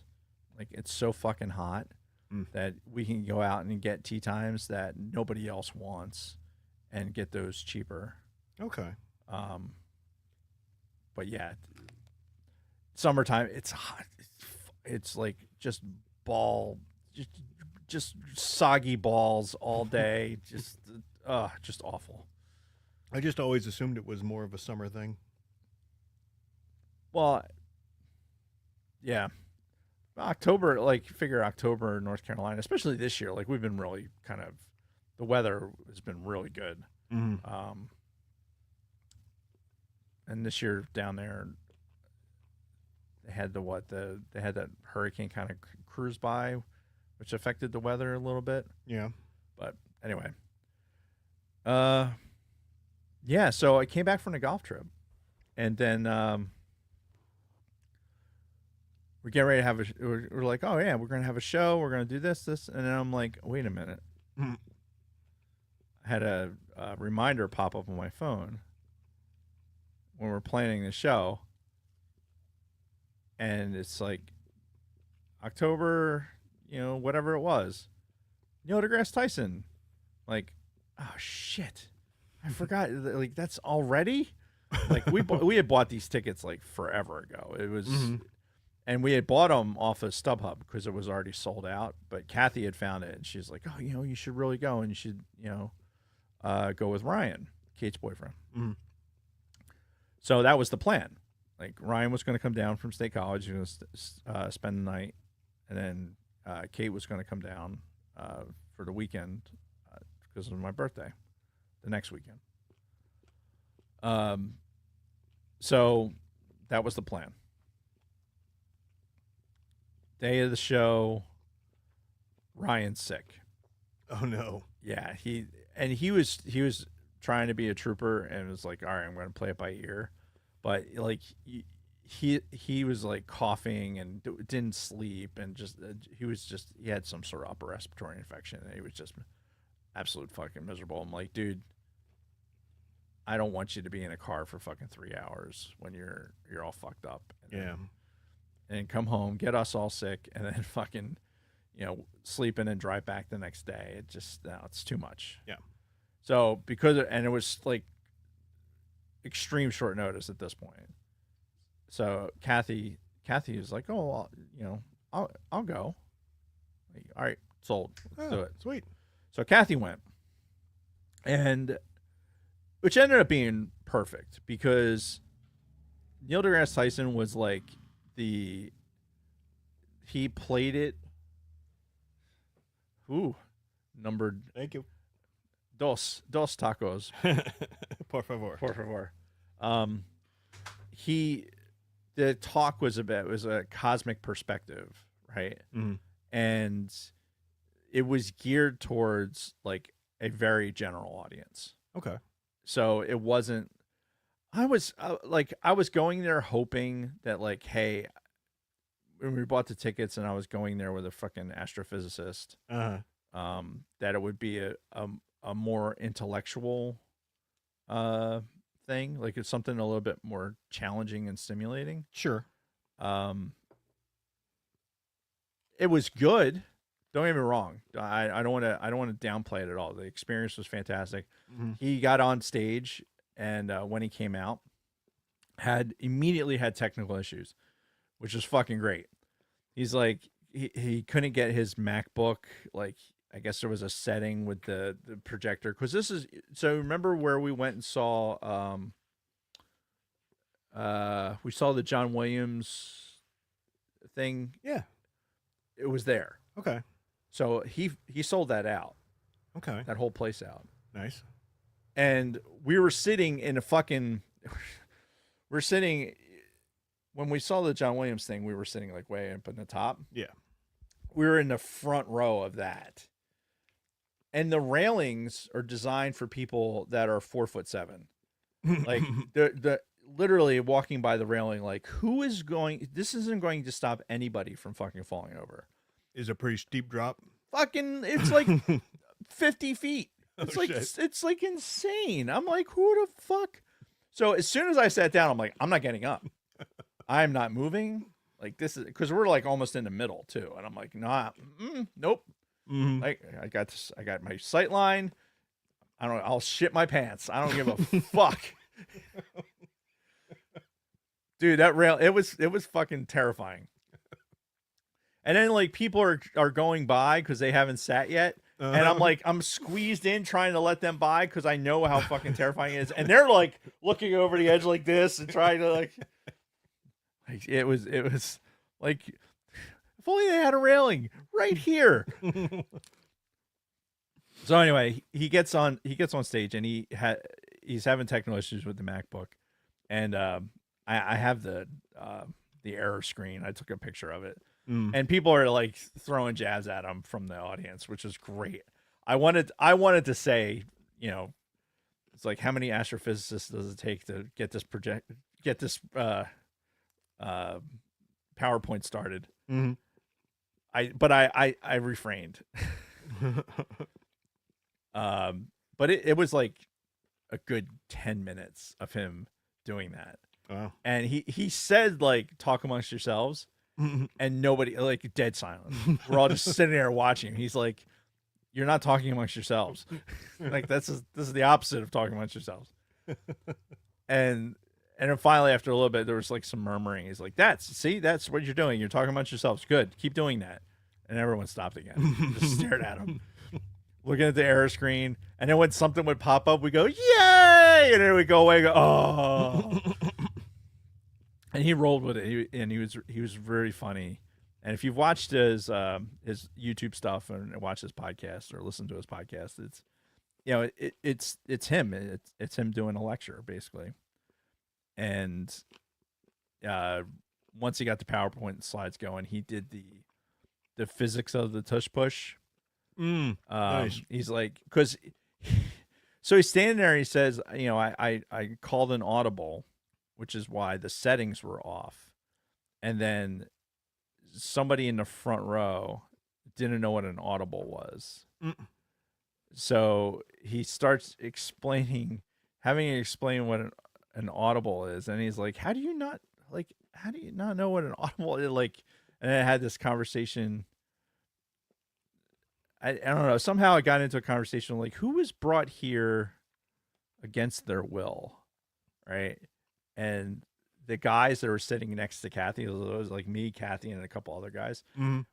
Out of that group, one of their guys, somebody couldn't show up, so there was a stand-in, right? So they're like pointing at Kathy, like, yep, she's a stand-in, and like, so's him. Right? There's a bunch of people, like in the front row, sitting front and center, like in spitting distance, and they're like, they're there. They don't know who he is, basically. Wow. Like, what the fuck? I'm gonna take your privilege and stick it up your ass sideways, and then fucking make sure it gets through your goddamn ear hole. Such a waste. Anyway, there was like an 11-year-old that answered some smart questions, and and saved the rest of the front row. But it was really, like I said, it was to the lowest common denominator. He like made big numbers make sense, and for what Kathy said was like, a lot of times with something as big as the universe and some of these big numbers that you're talking, like it's tough to wrap your brain around it. Yeah. And he put it in such a way that it made it so much easier. It made it so much more palatable. And so I think she got more out of it than I did, to be honest. I enjoyed it. It was entertaining, but I didn't learn anything. Okay. So I was a little disappointed with that. Yeah. But he was funny. He was engaging. Like he worked the room. There was some like political stuff that was in there. You know, he's a scientist and he's trying to make sure science gets paid for. Sure. So there was definitely some political leaning towards it, just like there's in a podcast. There was like another funny thing, like in the very beginning. He's like ground rules. Okay. First ground rule, like nobody comes to, usually when people are coming to these things, they're selling a book or something like that. But for me, I'm not selling a book. I'm selling all of these books. And he like puts it up on stage and he lists all the books that are for sale.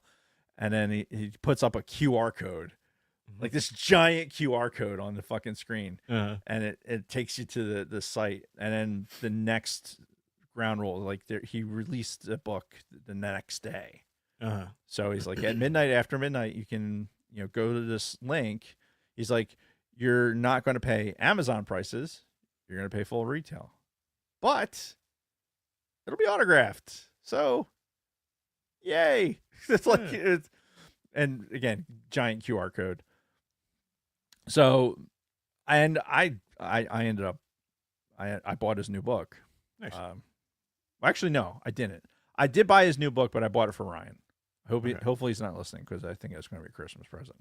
Shit. Anyway, or maybe, allegedly, I bought a copy of the book, Astrophysics for Someone in a Hurry, People in a Hurry. I listened to the audiobook, but I wanted a physical copy of it, and I'll get a physical copy signed. So it'll be cool. It's a good book. It is a really good book. It's a good read. Yeah. So the next ground rule after that was talking about the cruise. Mm-hmm. I think we were talking about it before the show started. Yeah, with him and Shatner. Right. and- So he's going to be on this cruise with William Shatner, Charlie Duke, who walked on the moon, and a bunch of other scientists, and they're going to the Galapagos Islands. And so he's talking about it. He's like, it's like the people that are on this thing, they're stupid rich. Mhm. Like and he's showing the yacht that they're taking. He's like these internal shots. He's like, it's so much money. And these people are so rich. But if you want to go, and then he puts up another QR code, and he says, if you put the discount Starry Night or whatever, like he puts the discount code up there. It was just funny. And like I can imagine one of those front row assholes going like, oh, you know what? I want to go to Galapagos and fucking ending up on the thing. Yeah.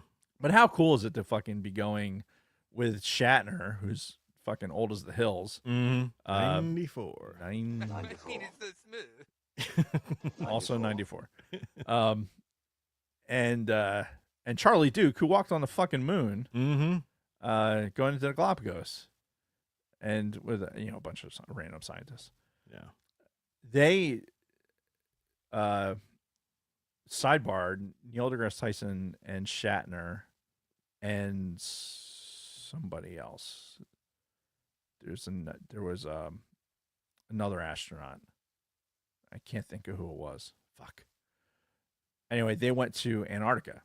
Mm-hmm. They're like on a cruise type thing. Same thing, limited audience, like smaller boat. Sure. But they did that and went to Antarctica, and they like did the podcast. Like you can see, they posted some stuff. They did some Q&A. Yeah. Really neat stuff. But he talked about going to Antarctica and going through like the Narrows and places where basically it's the most dangerous part of the world to fucking sail. Yeah. And talking about how fucking rough it was. And I'm like, no fucking way. Yeah. Fuck that. No fucking way. I am good. Yeah. And really makes you appreciate fucking what's his nuts. Oh God damn it, Dave. The Explorer. Dora? The Explorer. No, the ship sunk. Fuck. And this is my memory these days. It's like there's this the outline of what I'm trying to remember is like right there. Mm-hmm. It's right there. But I did Shackleton, thank you. Shackleton with the he did the Antarctica expedition that the boat sunk. Oh. And then they had to get to the mainland of Antarctica, and then he and a couple other people took a small boat and then made it to New Zealand to be able to fucking rescue the rest of the guys. The Jeez. Endurance was the name of the boat. Okay. It's finally cleared in my. It's like you know what it's like. It's like a mirror in a bathroom, Mm-hmm. right? When you've taken a hot shower and the mirror's all foggy, Yeah. right? And you're trying to wipe it off, but it's like still fogging up as you're wiping it off. Mm-hmm. Or like when there's frost in the morning and you're like running the wipers, but it's still like getting foggy. Yeah. That's my brain. That's what it's like to fucking try and see through my brain. All the shit's there. Yeah. It's just you can't see it. Anyway, All right then. so let's go back to Back to San Antonio. San Antonio. All right, for a little space con. Yes. Speaking So- of space. Speaking of people getting sick. So, one of the things that I thought was going to take this trip off the rails was when I picked up Bob. He's like, "Yeah, man, I wasn't even sure if I was going to be able to make this because I was feeling like shit the other night." He's like, "I was, felt like I think he said he had a sore throat. It had something wrong with him, Uh-huh. and he medicated. NyQuil and whatnot, and woke up Friday morning feeling fine, right? So I'm like, okay. He tells me this as we're stuck in traffic driving to the airport. Was the this airport. before you had to turn around to get to the wallets and whatnot, or on the second go? I feel like it was the first go. Yeah. The first harbinger of how bad this trip was going to be. Yeah. In fact, yeah, I know it was before now. Yeah, it was early on 295. Oh God. And as the day's progressing, I'm starting to notice like he looks like he shaved without using shaving cream. Like he had a couple like some aggravation on his skin, like like around his lips or his chin, something like that. Kind of like what if you had like razor burn or something, Right. I'm like, oh God, that doesn't look good. Start to notice a couple more as the day's progressing, and he's starting to realize something's going on. And by the time we get to the hotel, by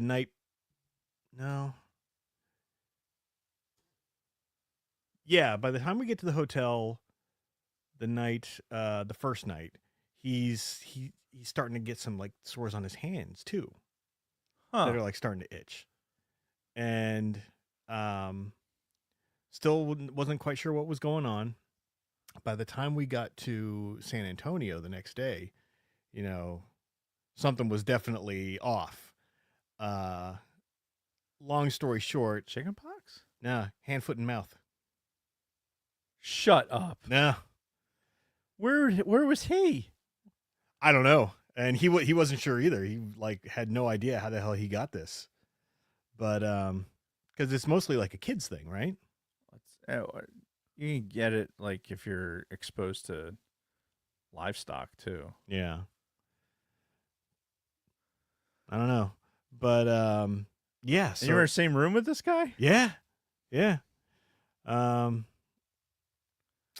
And so that we had going on all day Saturday. I'm sitting here thinking to myself, he's gonna kill Ian McDiarmid. He's gonna give him this virus. Oh my god. And he's gonna kill the Emperor. Oh my god. It's the long game Right. from the rebellion. It's the extreme long game. Yes. Oh my god. Did he wear a mask or anything? No. He just said fuck it. Yeah. Any antibiotic? Anything? He went to an urgent care and got some stuff. Okay. So, but yeah, that was another thing to add on Hand, to. foot, and mouth. Oh my god. He needs to stop hanging out in a fucking, at the horse barn or whatever. I guess. So yeah, we're at SpaceCon. We get there late, but I tell you what we did right, and that was to buy VIP passes for this thing. And I'm sure I've said it before on the show, but like if you ever go to these cons and you can work it into your budget, get the fucking VIP passes, because they put you right to the front of the line, or they put you into an express line, much like a fast pass or Right. something like that, to get into these for these signatures and everything, because that saved us with Ian McDiarmid, because his line was a fucking nightmare. Like there was tons of people trying to get in. The volunteers, God bless them, but these volunteers that worked at this thing, they sucked. They could not keep order at all, and it actually fucked up one of my autographs that I was going to get. But to take a step back real quick, VIP is what we did, and that's what we started doing, was going to everywhere that the people were actually up there doing the autographs, and they had a short VIP line. And the first place we went to was Billy D. Williams. Okay. And now I didn't get anything signed by him. It was just Bob, but because we were together, I walked with him and, carried his stuff while he was going up to the thing. And, I was as close to Billy D as I am to you right now. Uh-huh. But I tell you what, man, he looked old and not very with it. Like, Bob tried to ask him like, "Oh, how was your trip up here and everything?" Because that's what he kind of likes to ask the people when he gets autographs and stuff. Is like, "Oh, how was your trip out here? How simple stuff like Right. that." And like he didn't respond at all when Bob asked him that. And he's like very slowly signing things and like not very like vocal. Huh. Yeah, just definitely seemed out of it. How old is Billy D now? He's in his 80s. Wow. See, Billy. That's the problem with us getting into our 50s, that these guys are ahead of us. Yeah, 88. Wow. But yeah, that's. I'm surprised you didn't get something signed by him. Well, it was like $350 for a signature from him, and I was Wow. already pretty high on my budget, so yeah, That's fair. Choices have to be made. Yeah, because again, Palpatine took precedence Obviously. over everything else. So, Obviously. but yeah, Billy D. Williams, super old. Just like I felt bad, that he has to be up there doing all this Right. when he's Sign it, old man. yeah. Next. Keep signing it. Yeah. Keep signing it. We'll give you a fruit roll up. And sadly, well, I mean, that's what happened with Stan Lee, that it was his family kind of propping him up and pushing him through all these cons, even though he was old and tired and didn't want to do it. Yeah.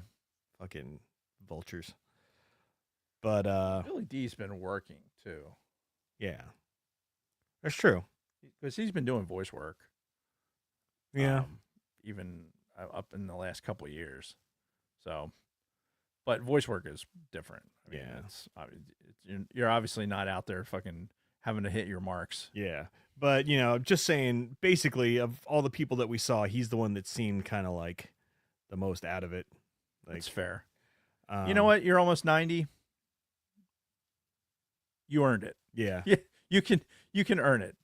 The only thing I would have, God, you knew he was going to be there. Yeah. Man, it would have been worth it to have like a can of Colt 45 to have it signed. Oh God, that would have been cool. Well, you know what? He actually does sell is he will do your voicemail. Oh yeah, Yeah, he will like a cameo type thing. Yeah, like he'll record your voicemail right there on the spot. That's funny. Yeah, it's like $350 or something, but Shit. I'll do a Billy D impression, and you give me that money. Why, you no good, double crossing, double time swindler. You got a lot of nerve calling here. Right. After what you pulled. Leave Jason a message. I'll have to work on it. I'm looking at Lando right there, Return of the Jedi. Yeah. I'm trying to think of what, either a Colt 45 can or him in his Return of the Jedi outfit. Yeah. Very iconic. But Anyway, all right. So who is next? so after Billy D was the man himself, Ian McDiarmid.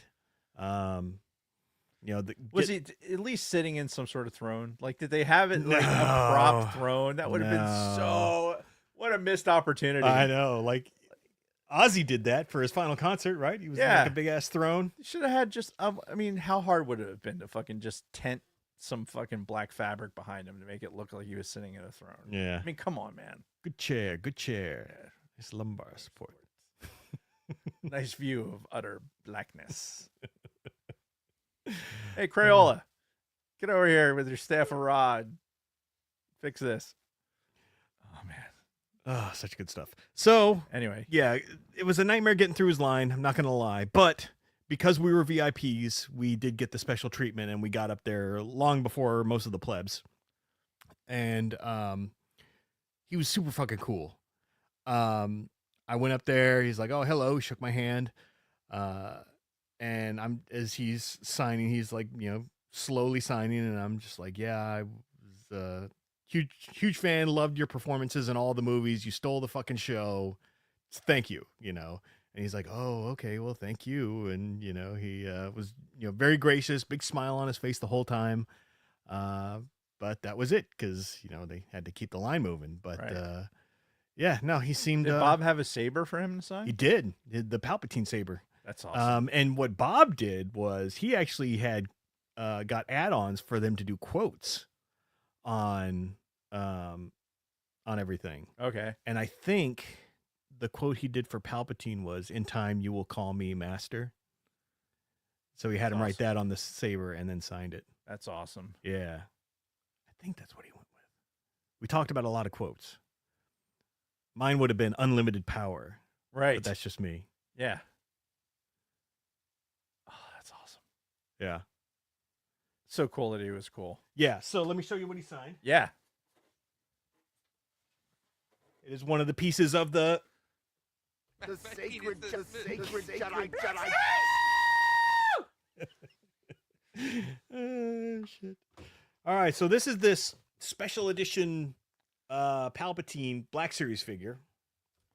This is my little signature certificate.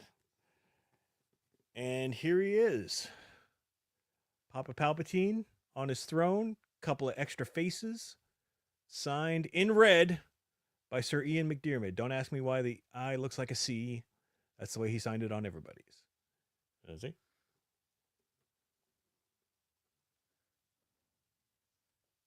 That's crazy. Yep. I am the Senate.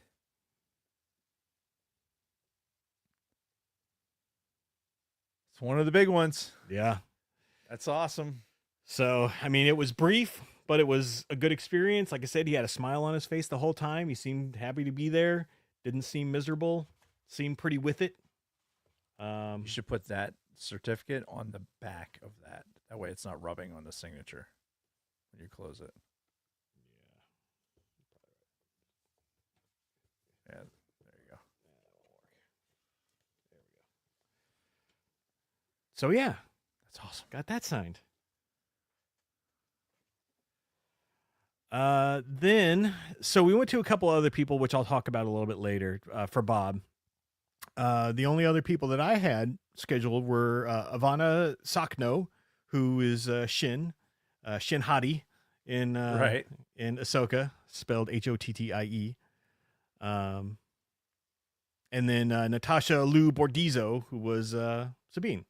So Natasha wasn't there for most of the day that we were like looking around trying to find, all the celebrities and everything. Every time we walked by, she was never there. But Ivana Sacco was. She was at her booth when we went by, so we're like, all right, let's get in line for her. And they were right next to each other. Whenever Natasha gets back, we'll hop into her line. So we did. Again, VIPs got close to the front pretty fast. And again, just like with Ian, she was fucking awesome. Like, she had a big smile on her face the whole time. She was talking to everybody. When I walked up to her, she, gave me a fist bump. Nice. And I just said, "Oh, just loved your performance in the show. Thank you." And she's like, "Oh, thank you so much." And she was very grateful. She's like, "I hope we make you proud with season 2." And just very, very cool. And not to mention, she is Shin Hati, if you know what I mean. Right. But yeah, no, she was cool as shit. She seemed like super happy to be part of all of it. Right. Like now it's part of this world. Mhm. Right. Always have a gig somewhere. Yeah. Because of it. Yep. So she was cool. Then we had to wait a couple hours for Natasha Lou Bordizio to show up again. Sabine.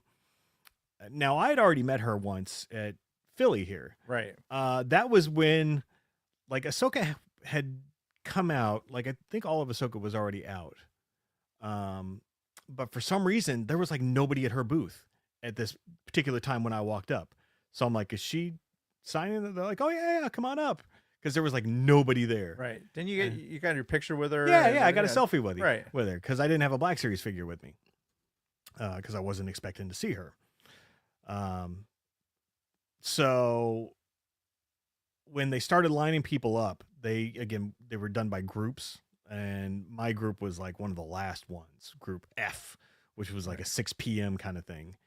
And she was supposed to show up at 5. We started waiting for her at 4. Didn't show up until just about 6.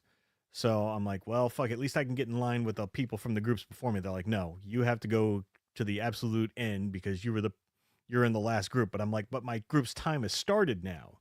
You know, I Right. should be able to just get in with all the D's and E's and F's and, Right. you know, It's not supposed to be a sliding number here. No. Everything else is based on this. no, but because these volunteers couldn't get their heads out of their asses, they, you know, they sort of forced me to go to the absolute back of the line. Bob and I had to go, like his issues were getting worse, and he actually was in an earlier group than me, so he got through and got to see her and got her to sign a saber.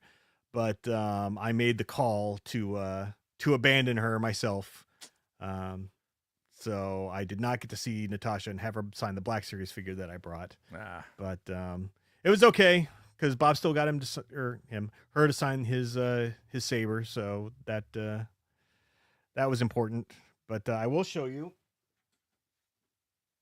Miss Ivana Socknose signature. Let me get this thing up.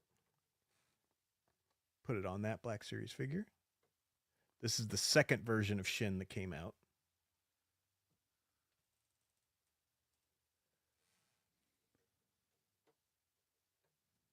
a little heart. Yeah, That's so cute. yeah.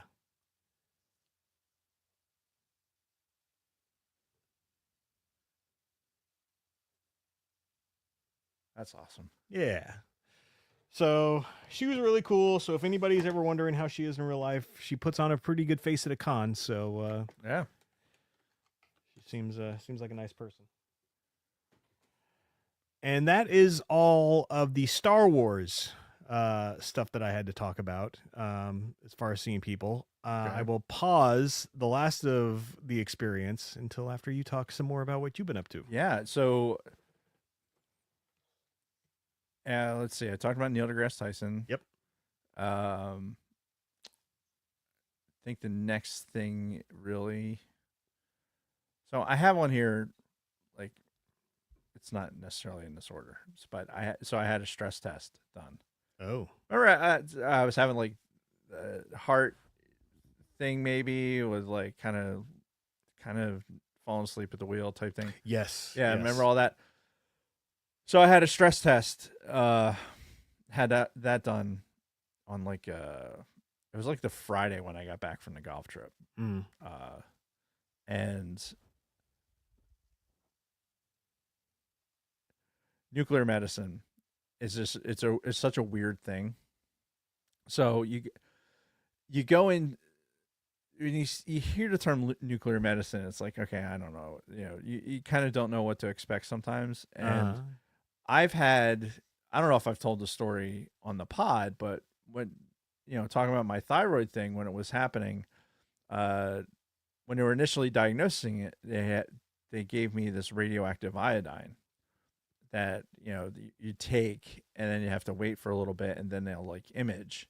Like I had to like lay in this contraption, and they fucking imaged my neck to see the radioactive iodine, and they're basically getting they're reading the energy from the radioactive iodine. And when they're handling the radioactive iodine, like a few these years ago, they were handling it like it was like the atomic bomb. Like they had like it was in a container, like a hardened container that was like lead. They had these giant gloves on, right? And so they uncap this thing, right? Squeaky, squeaky, squeak, right? Uncap this thing. They dump this pill into my bare hand. This thing that they're fucking gloved, double-walled fucking lead container, big nuclear symbol on the side, nuclear fucking refrigerator, dumped it into my bare hand, handed me a glass of water. I take this. Jesus I'm like, Christ. Do you realize this fucking setup you have right here? Like, why don't you put me in another room and just bring me out the fucking pill? I know, right? Like, why? They got to go through this whole song and Right, dance. it's like here is dun, dun, dun, dun, dun. I'm like, Jesus Christ. All right, so that was that. So I go to this appointment for the stress test, and they did it intravenously. It's not so different. Different radioactive substance, Okay. but it emits gamma rays, but it only lasts for like 6 hours. All right. But they, like I said, they did it via an IV. So I had to get the IV. I had to fast. I hate fasting for these things. So like they go and you fast, and you take a bunch of images. Now they've come a long way with a lot of this imaging. Like I remember the first MRIs I ever got, like what the machine was like, and then I've been in more newer machines, and like it's such a different experience. This thing that I like was in, like it was basically like sitting in a captain's chair, and then having this like giant sea wrap around you, right? And I was just kind of like this on top of it, and then they're like. You had to scoot real close to it, and you're like, all right, try not to move.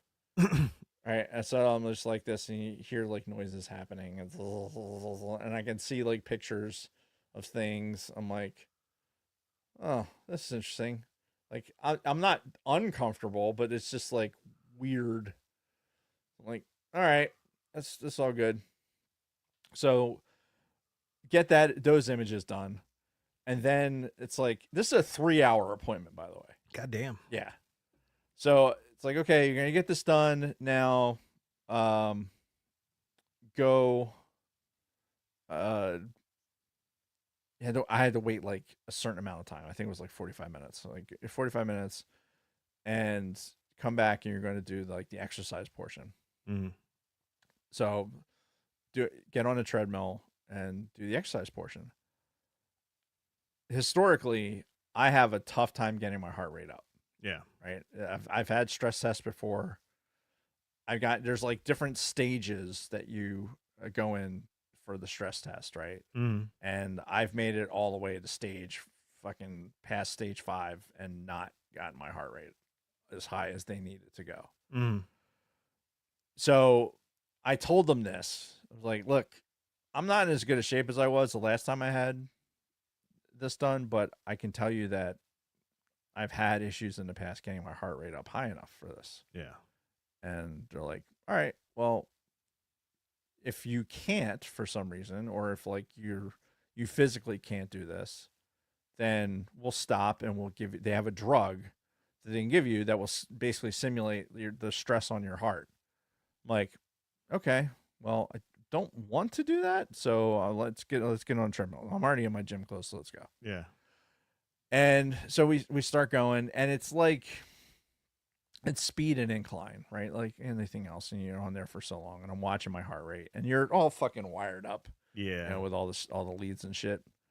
And I couldn't, like, my heart rate was only getting up to like 125, and I was at like 12% going, like just below me having to like start jogging. Right. Unfortunately, my knee decided, like my right knee was like, you can go fuck yourself. Like if you think that we're actually going to run today, we're not doing that. Right. And so like my right patella just was like, we're done supporting this operation. Shit. And so I was like, listen, my right knee is really starting to bother me. And she's like, all right, we're done. Stops the thing. They sit me in a chair, throw this shit into the IV, followed up with more nuclear shit, which again, same type of, not as dramatic with the packaging, but still a thing like this, real, like, think of a normal, like a cylinder. Think of a normal fucking syringe, right? Oh, okay. Or a normal, thing that you're going to get a shot with. Okay, sure. Right. But it's encased in this like lead, right? And then so they take it, and then they have to like they push the injection through the lead, and it comes out. I'm like, really? And just again, big nuclear symbols on it and shit. I'm just like, I mean, I get it. They're exposed to it more. Sure. So there's precautions. Yeah. We know this. We've we have our radiation exposures, from being air crew. But it was like the dramatic part of it. Just like it wasn't as bad as before. Right. So anyway, they put the drug in you, and then like it immediately, like, it's the strangest fucking feeling ever. Cause like my lower body all of a sudden felt like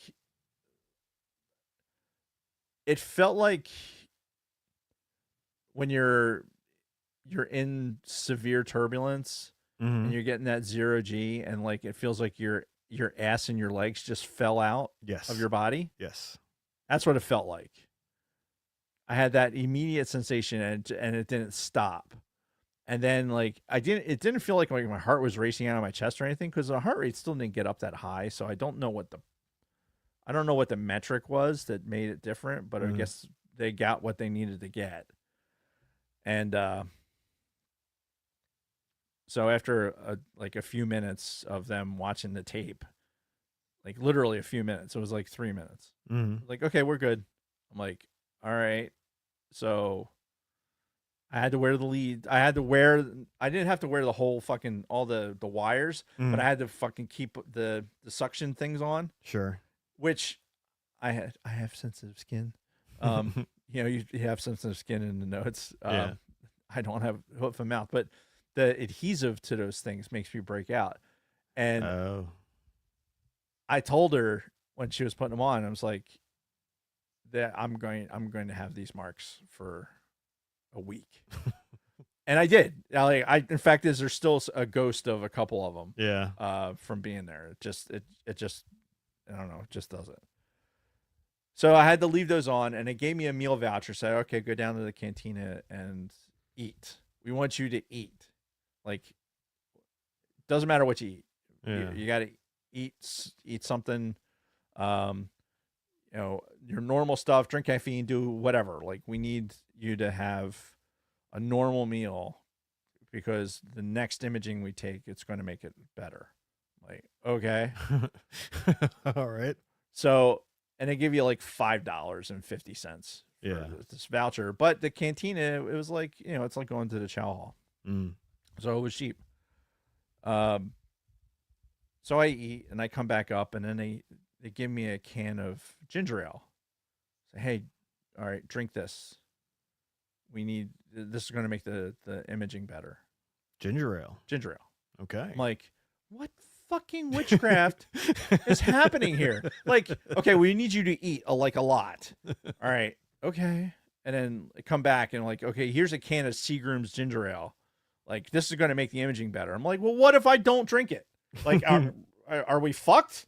Like, what if I don't like I usually don't have sugary drinks. Do you have a diet version, or does it have to be the sugary version? Like, what are we doing? Right. This is the strangest fucking shit. So I'm like, all right, fuck it. But, I'm assuming they needed whatever. I don't. Who knows? Who knows? I'm just like trying to figure this the fuck out. So yeah, I go in and do the rest of the imaging, and it turns out my fucking heart's fine. Nothing's wrong with my heart. What's really neat is they, like, in the report, they talk about the pressure that's in there. Like, they actually can tell you what the pressure is. It's not like an estimation based on like your diastolic and whatever. Mm. They're actually measuring the dispersion out of the vessel Damn. in your heart. So this is like the best reading you're ever going to get. Yeah. Yeah, this is like, okay, this is legit. Like, Yeah. There's no blockages or anything else. So the heart's in good shape. Excellent. So that's good news. Yeah. So I'm still in the dark as why everything else is happening, but the ticker's still in good shape. Yeah. So It's an important one. yeah, and I was concerned about that. So stress tests are fun, Yeah. Yeah. Sounds. like a lot of especially fun. going into my 50th birthday, which was yesterday. We kind of alluded to that. Mhm. I will say that I did not want a party. I was not interested in having anybody like a thing. Mhm.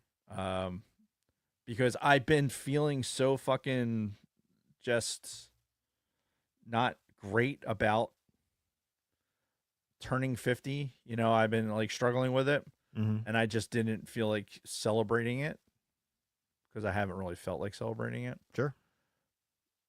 But Kathy's great because she's like, no, you're gonna want to at least have some family around to have something. Yeah.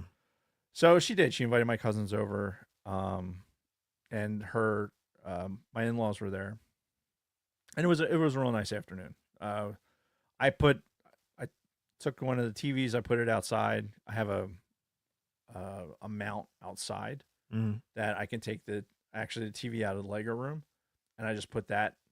Oh, you just pop it right out and pop it right back in. Yeah. Oh shit. Yeah, I mean it's the 42-inch TV. Mhm. So the mount that I leave outside, is same mount that I have inside. Okay. So I just like boop, pop it off and take it outside. Nice. I did have to fucking get I was on the roof. I was on the roof and I put in a new antenna Mm-hmm. because the antenna I have is real janky. We're just talking straight up TV antenna. Straight up TV antenna. Okay. So I put a nice dipole fucking UHF VHF antenna up there Mm-hmm. that has like a motorized thing and all that. Nice. Still not getting channel 6, which is really fucking annoying. Really annoying. Yeah. It doesn't come in very well here either. No, it's stupid because it's like this low frequency fucking VHF, and I'm going to get it. Mm-hmm. I'm going to get it. Mhm. Like it is going to be a thing. If I have to make my own circuit to fucking make it work, Mm-hmm. I'm going to do it. But I don't even give a shit why. But channel 6 will be on my television. Is it for Monday Night Football or? I mean, ideally, yes, but I don't like the idea of like it's free, it's out there in the air, but I can't get it with my equipment, Yeah. and it should. So I need to make that happen. But anyway, I was on the roof. Sidebar: do you have any asbestos in your house? Not that I'm aware of, but that doesn't mean no. Yeah, the way your house is. So I have asbestos tile on the outside of my house. Mm-hmm. That's underneath the aluminum siding, Okay. and obviously asbestos bad. Asbestos bad. My birthday was yesterday. So I went on the roof to put this antenna up because I wanted to have the best angle to see. Because once I'm on my roof, I can actually see the city. Mm-hmm. And you can see the antenna farm in Conshohocken, Okay. where almost all the signals coming from. Sure. So I'm like, I knew exactly where it needed to be. And so I was like, all right, I'm going to attach it to the chimney. Right. Which is great, but it's a 70-year-old house Mm-hmm. with 70-year-old brick Mm. in this chimney. So I was drilling the hole with a concrete bit to put the concrete bolt in, Uh-huh. started to crack. Oh, I'm like, fuck. I don't want to compromise the chimney. yeah. So like, fuck it. So I had got down off the roof, had all the tools and every other thing I had brought up there, and went to the side of the house. I'm like, all right, I'm just gonna have to do it off the side of the house. So I'm like, okay, here's the spot that I'm gonna do it. Still has a decent look angle, should be fine. Mm. I go to start getting the hole drilled for where the mount's going to be. Mm-hmm. Won't get through. Like, what the fuck is happening right now? Like, it's aluminum siding, asbestos shingle, nothing. There was probably insulation there in 1960, but not anymore. Yeah. And then the wood, the slat. That's it. Yeah. It's hitting the asbestos and not going anywhere. Like, what the fuck? So get a better blade, better Like drill bit. drill bit. Try it again. Still nothing. Change the speed. Nothing. Like, I'm going through everything I can think of to try and get through this thing. I'm like, it is not penetrating this fucking asbestos shingle. Mm. Look, I know asbestos is bad. I'm 100%. I get it. You know, with what my father-in-law is going through with all the exposure and everything else. Like asbestos is bad. However, if the fucking shit is bulletproof, fireproof, and every other fucking thing, figure out how to make it okay to handle. Right. Like, dude, I was trying really hard to fucking put a hole through this thing, and Yeah. it wasn't going. It's not made of titanium. Like, I tried different bits. I tried different speed. Dude, I know how to put holes in things. It wasn't happening. So I'm Yeah. like, what the actual fuck? So I ended up waving off of that and going back up on it and putting it in the fucking chimney delicately as possible. Mm. So I ended up going back to plan A. But I'm going up and down the fucking ladder, which I hate. I have a ladder that's at least 50 years old. Not the best idea. You know how tall my house is, Yeah. right? There's nowhere to get onto my roof that's not going up at least 25 feet. Yeah. It's pretty high. Ugh, it's the worst. So anyway, I got that stuff up, and so we had the antenna feed for the game. It was good.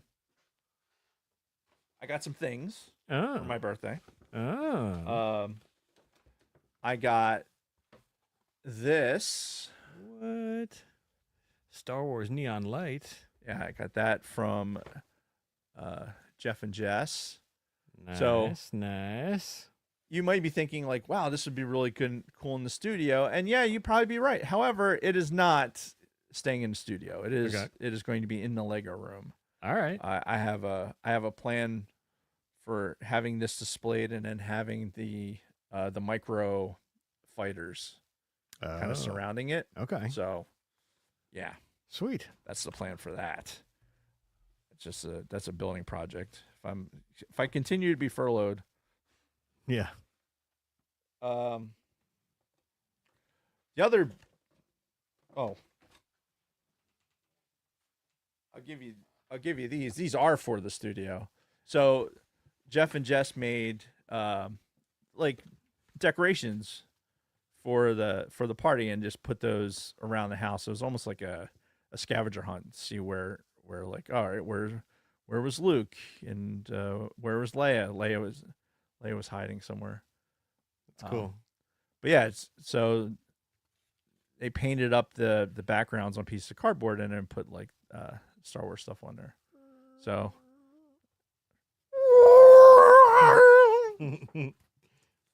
That's cool. yeah, so I figure we We can do something. we keep those in the studio or Yeah. use them for a giveaway. So the last thing that I brought for show and tell is you remember this thing, right? Oh yeah. We all remember that guy, Oh yeah. the OG Game Boy. Yes. That is an original 1989 Game Boy. I got it upon graduation of 8th grade.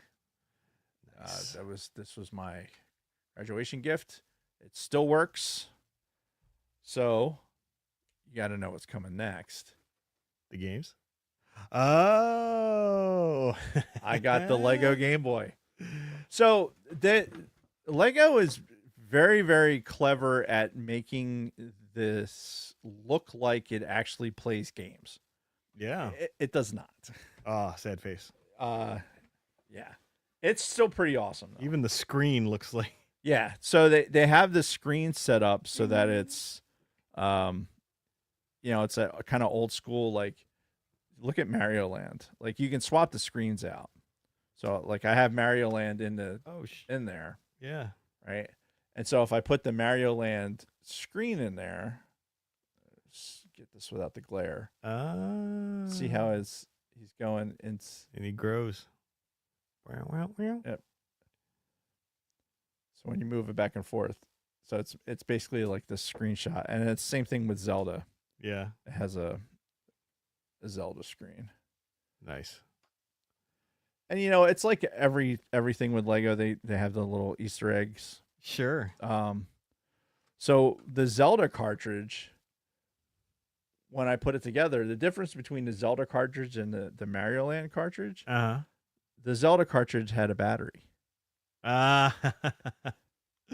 Cute. Yeah, I thought that was really clever. Like, yep. And I was thinking about it, like, I'm really surprised that Tetris wasn't one of the games. Yeah, because that was sort of the game. It came the with original Tetris. Game Boy. Yeah, That's what it came like. This Game Boy came with Tetris. That's what it came with. yeah. Yeah. But alas, it did not. Yeah. But so what I'm thinking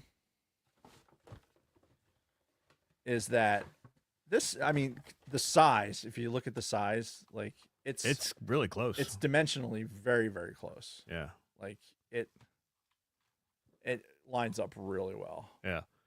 with the OG. And there's enough wiggle room inside of here that I'm actually seriously considering either figuring out how to get a Pi in here, Mm-hmm. Run it as a retro console. right? Or take one of these apart and put one of these in here. So, the old pockets, I keep one of these in my stuff for traveling purposes because you know what? They don't need internet connections. They Nope. work great. And look, there's Super Mario Land. Legit. But yeah, the screen size is there. Yep. It has the buttons. It's in a smaller form factor. Yep. So you could fit it in there. Yep. So this might be happening.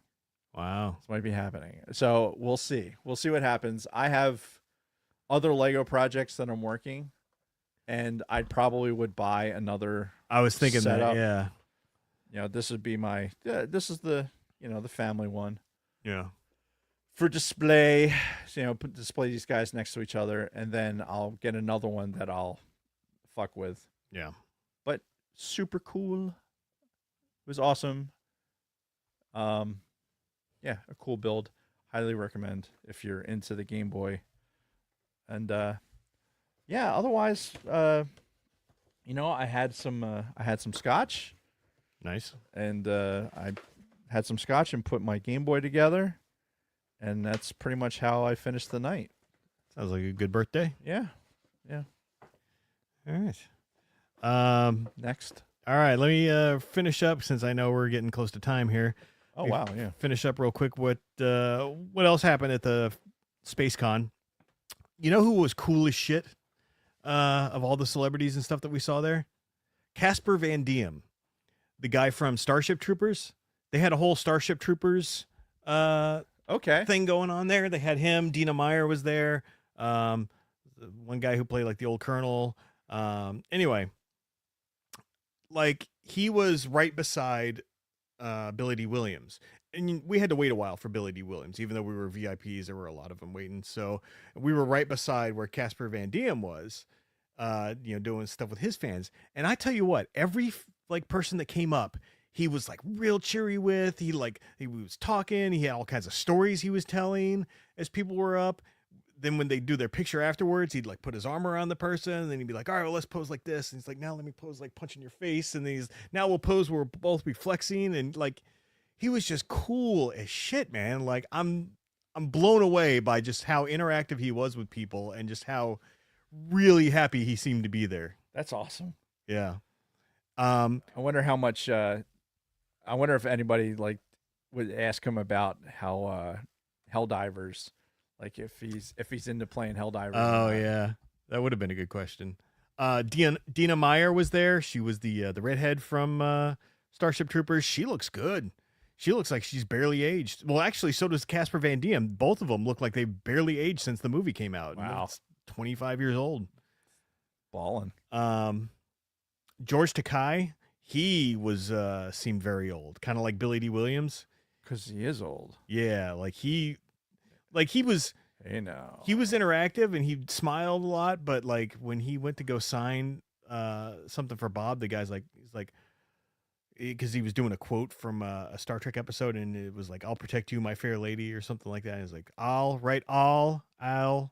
protect you, my," like, because he had this guy like dictating to him what he was, supposed to write and everything. I'm like, oh God. Yeah, I mean, there's probably some level of accuracy that you want after you've written some shit so many times. Yeah, And that's true. You probably it's just like, all right, I want to make sure I don't fuck this up. Right. Yeah, he is 80, however old he is. It's probably 88 or. Gee. I mean, as old as Shatner is, he wouldn't be surprised if he's not as close as that. 88. There you go. Yep. So he is 88. So trying to keep all that stuff straight is probably a bit tasking. So it's probably good to have a guy, right above your shoulder, being like, "What? Don't." So do what that." did Bob have him sign? Just a photo, I guess. Okay. Bob tells the story better than I could, but his mom got him into sci-fi by watching Star Trek with him initially. Okay. So he actually had George Takei write a note to his mom. That's awesome. That's awesome. So, but yeah, he seemed cool. He seemed happy, but he also seemed very, very old. Hey now. Oh my. Giancarlo Esposito, Moff Gideon. Yeah. I sent you the picture of the helmet that he signed. Yeah. His penmanship, like when he signs stuff, is exquisite. It's like very, very good handwriting. That's you know what? That's on brand for him. Yeah. Like you just look at he just strikes me as the kind of guy that like everything is very meticulous with. Yeah. Like, he's going to have the flair and just like swashbuckling almost, Mhm. Just I that's what I get from him. Yeah. And he goes to all of these cons. Does he? Like he goes to pretty much everything he can get into, it seems like. No which shit. makes me wonder, like, if this is his primary income these days, is he just goes to cons and fucking just rakes it in. Shit, if he's having fun, why the fuck not? Yeah, yeah. And he seems like he's always, having good interactions with the fans and everything. So yeah. But he was his handwriting, unbelievable. Yeah, it was. The signature on the helmet was fantastic. Yeah. We went through Carrie Ann Moss's line. She was there. Uh-huh. Bob had her sign lightsaber that she used in the show. Yeah. The show, the Acolyte. Acolyte, yes. Yeah. She seemed all business. Like, she just seemed like, okay, what color do you want me to write it? Where do you want me to write it? Okay, thank you. Have a nice day. Yeah, so she was, not mean about it, not a bitch about it, but just very. There's a lot of people here, and yeah, she was all business. Did you get anything signed? No. I was just, because Bob and I were together, I got to walk up to all the lines with him and, basically got the experience without having to pay for it. Yeah, I think I would have. That's probably when I would have got like. I'm positive there was a Matrix picture that you could have got. Oh signed. yeah, she had plenty. Yeah, and I would have been like, I need one of these. Yeah. Did you watch Battlestar Galactica, the reboot from the early 2000s at all? The one that had Katie Sackhoff in it? Yeah, a little bit. So they had kind of a Battlestar Galactica thing going on there too. They had the British guy from the show. There's a British guy on the show. I can see the face. I don't know who it is though. His name is James Callis. He was there. Okay. So Bob wanted to get in line for him to have him sign something. And while he was doing that, I was looking next door at another gal who was on it. Her name is apparently Grace Park. My God, this gal was gorgeous. Holy shit. I looked up her IMDb picture and it's terrible. Like, legit, this gal is one of the most gorgeous women I've ever seen in my life. Wow. Yeah. Grace Park, look her up. But yeah, I couldn't stop staring at her while we were in line for his James Callis. And after that, we started to like try to put our brains together and try to figure out like who's next. Like, because we got Ian McDiarmid, he's one of the big ones that's still left. Yeah. We hit Mark Hamill last year. Harrison Ford is probably never going to happen. So we're starting to try to think like who could be next, like that we want to try to hit before they croak.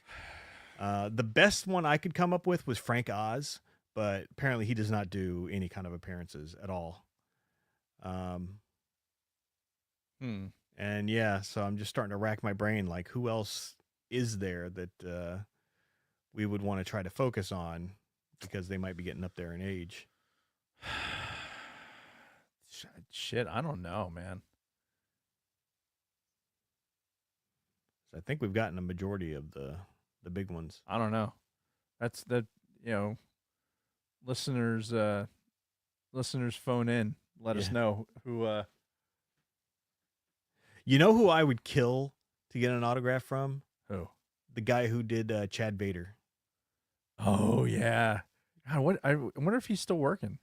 He is. Like apparently he's involved in some kind of TV show that's going on. That's awesome. But yeah, because I was looking him up as Bob and I are having this conversation. I'm like, you know what? Chad Vader would be fucking sweet. Because not only did he do Chad Vader, he actually did Darth Vader's voice in a bunch of video games. Right. Exactly. So That would be cool. That would be a cool one to have.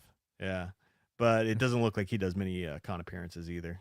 Sadly. I bet you if you write to him directly, like if you go through his publicist or something Uh-huh. and write to him and say, "Hey, do you do any things? Because I think it would be really cool to have something signed by you and get a chance to meet you." Yeah. All right, just see what comes out of it. Yeah. I mean, doesn't hurt to shoot your shot. Kathy, for my party, she was trying to get somebody from the 501st, which apparently they don't do birthday parties. Really? Yeah, they have an agreement with Lucasfilm and Disney to not do birthday parties. So they only do like charitable stuff. Well, they only do certain events, Yeah. types of events. Huh. And they sent her an email back. It was basically explaining like thanks for the interest and blah blah blah.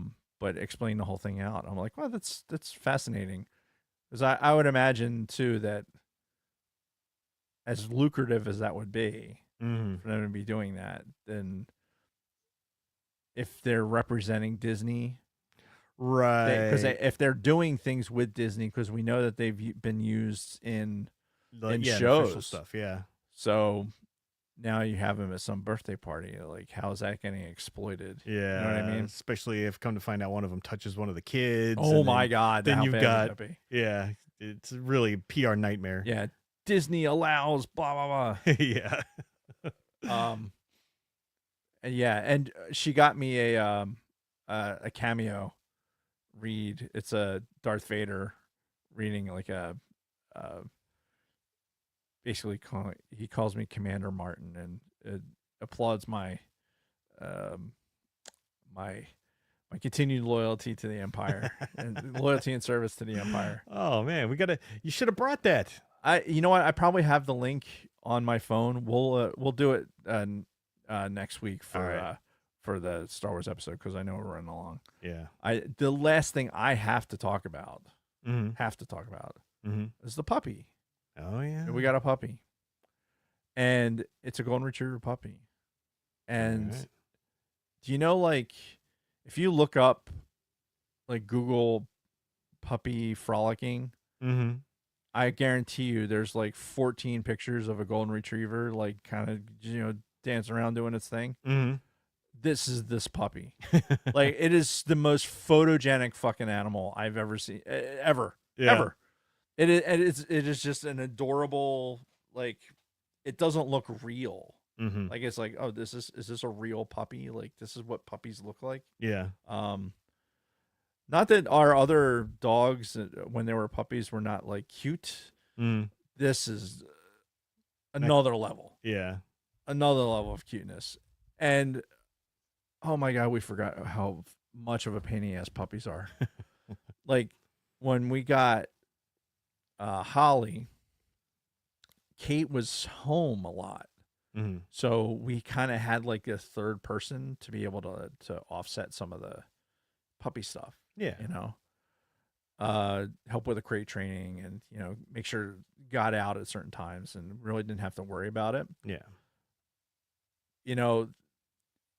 The stars aligning for the furlough and everything else, and the puppy kind of came into our lives at the same time that I'm not having to be at work all day.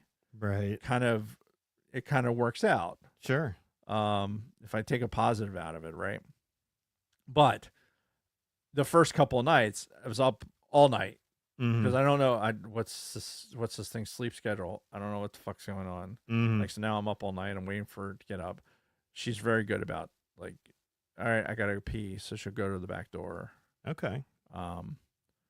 And go out, do her business.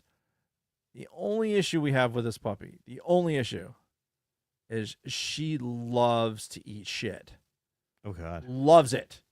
Like, she thinks that she's a recycle center for her own poop.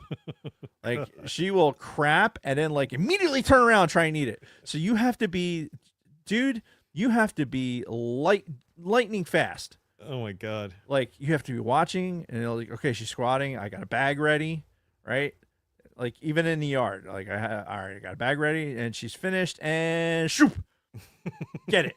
So that when she turns around, she's like, where'd it go? Like, you have to be that quick. Oh my God. It's remarkable. I've never encountered, like, I've had dogs my whole life. I've never had one that was this enamored with its own shit. No, never that I've heard. And I honestly, I think it's because, like, out of her brood, she probably had to compete for food. And so anything that smells like food is food, and it's mine. Yeah. And that's the only thing I can think of. But she's adorable. Nice. And yeah, Holly is 7 years old, and she's really good with her. Yeah. But you can tell that she's just like, oh God, what is happening? Like, we had such a good thing going. Why did you bring this youth movement into? I'm holding my hand like I'm holding a bag of shit. Yeah, Holly's just like, God damn it. Her perfect life just thrown into chaos with this puppy. Yeah. But yeah, it's the most adorable thing ever. Like, if you ever need just a picture of a absolute, just, this is what a puppy is. A golden retriever puppy is the thing. It is the thing. It's cool. But it's exhausting. It is. Yeah, it's like having another kid. It is. And we're feeling it for sure. But otherwise, I mean, yeah, that's the big stuff anyway. Okay. Ladies. Yeah. My penis so smooth. Yeah, we'll see what happens with the furlough. All right. Yeah. And hopefully next time we talk, it'll be over. Yeah. I'll have done some substitute teaching. Can't wait to hear how that goes. I'm sure it'll be fine. I'm not worried. Hey, Ron. Yeah. No balake? Yeah, we'll talk offline about the class that I'm doing, but yeah, that would actually be really funny. But I'm not going to do that.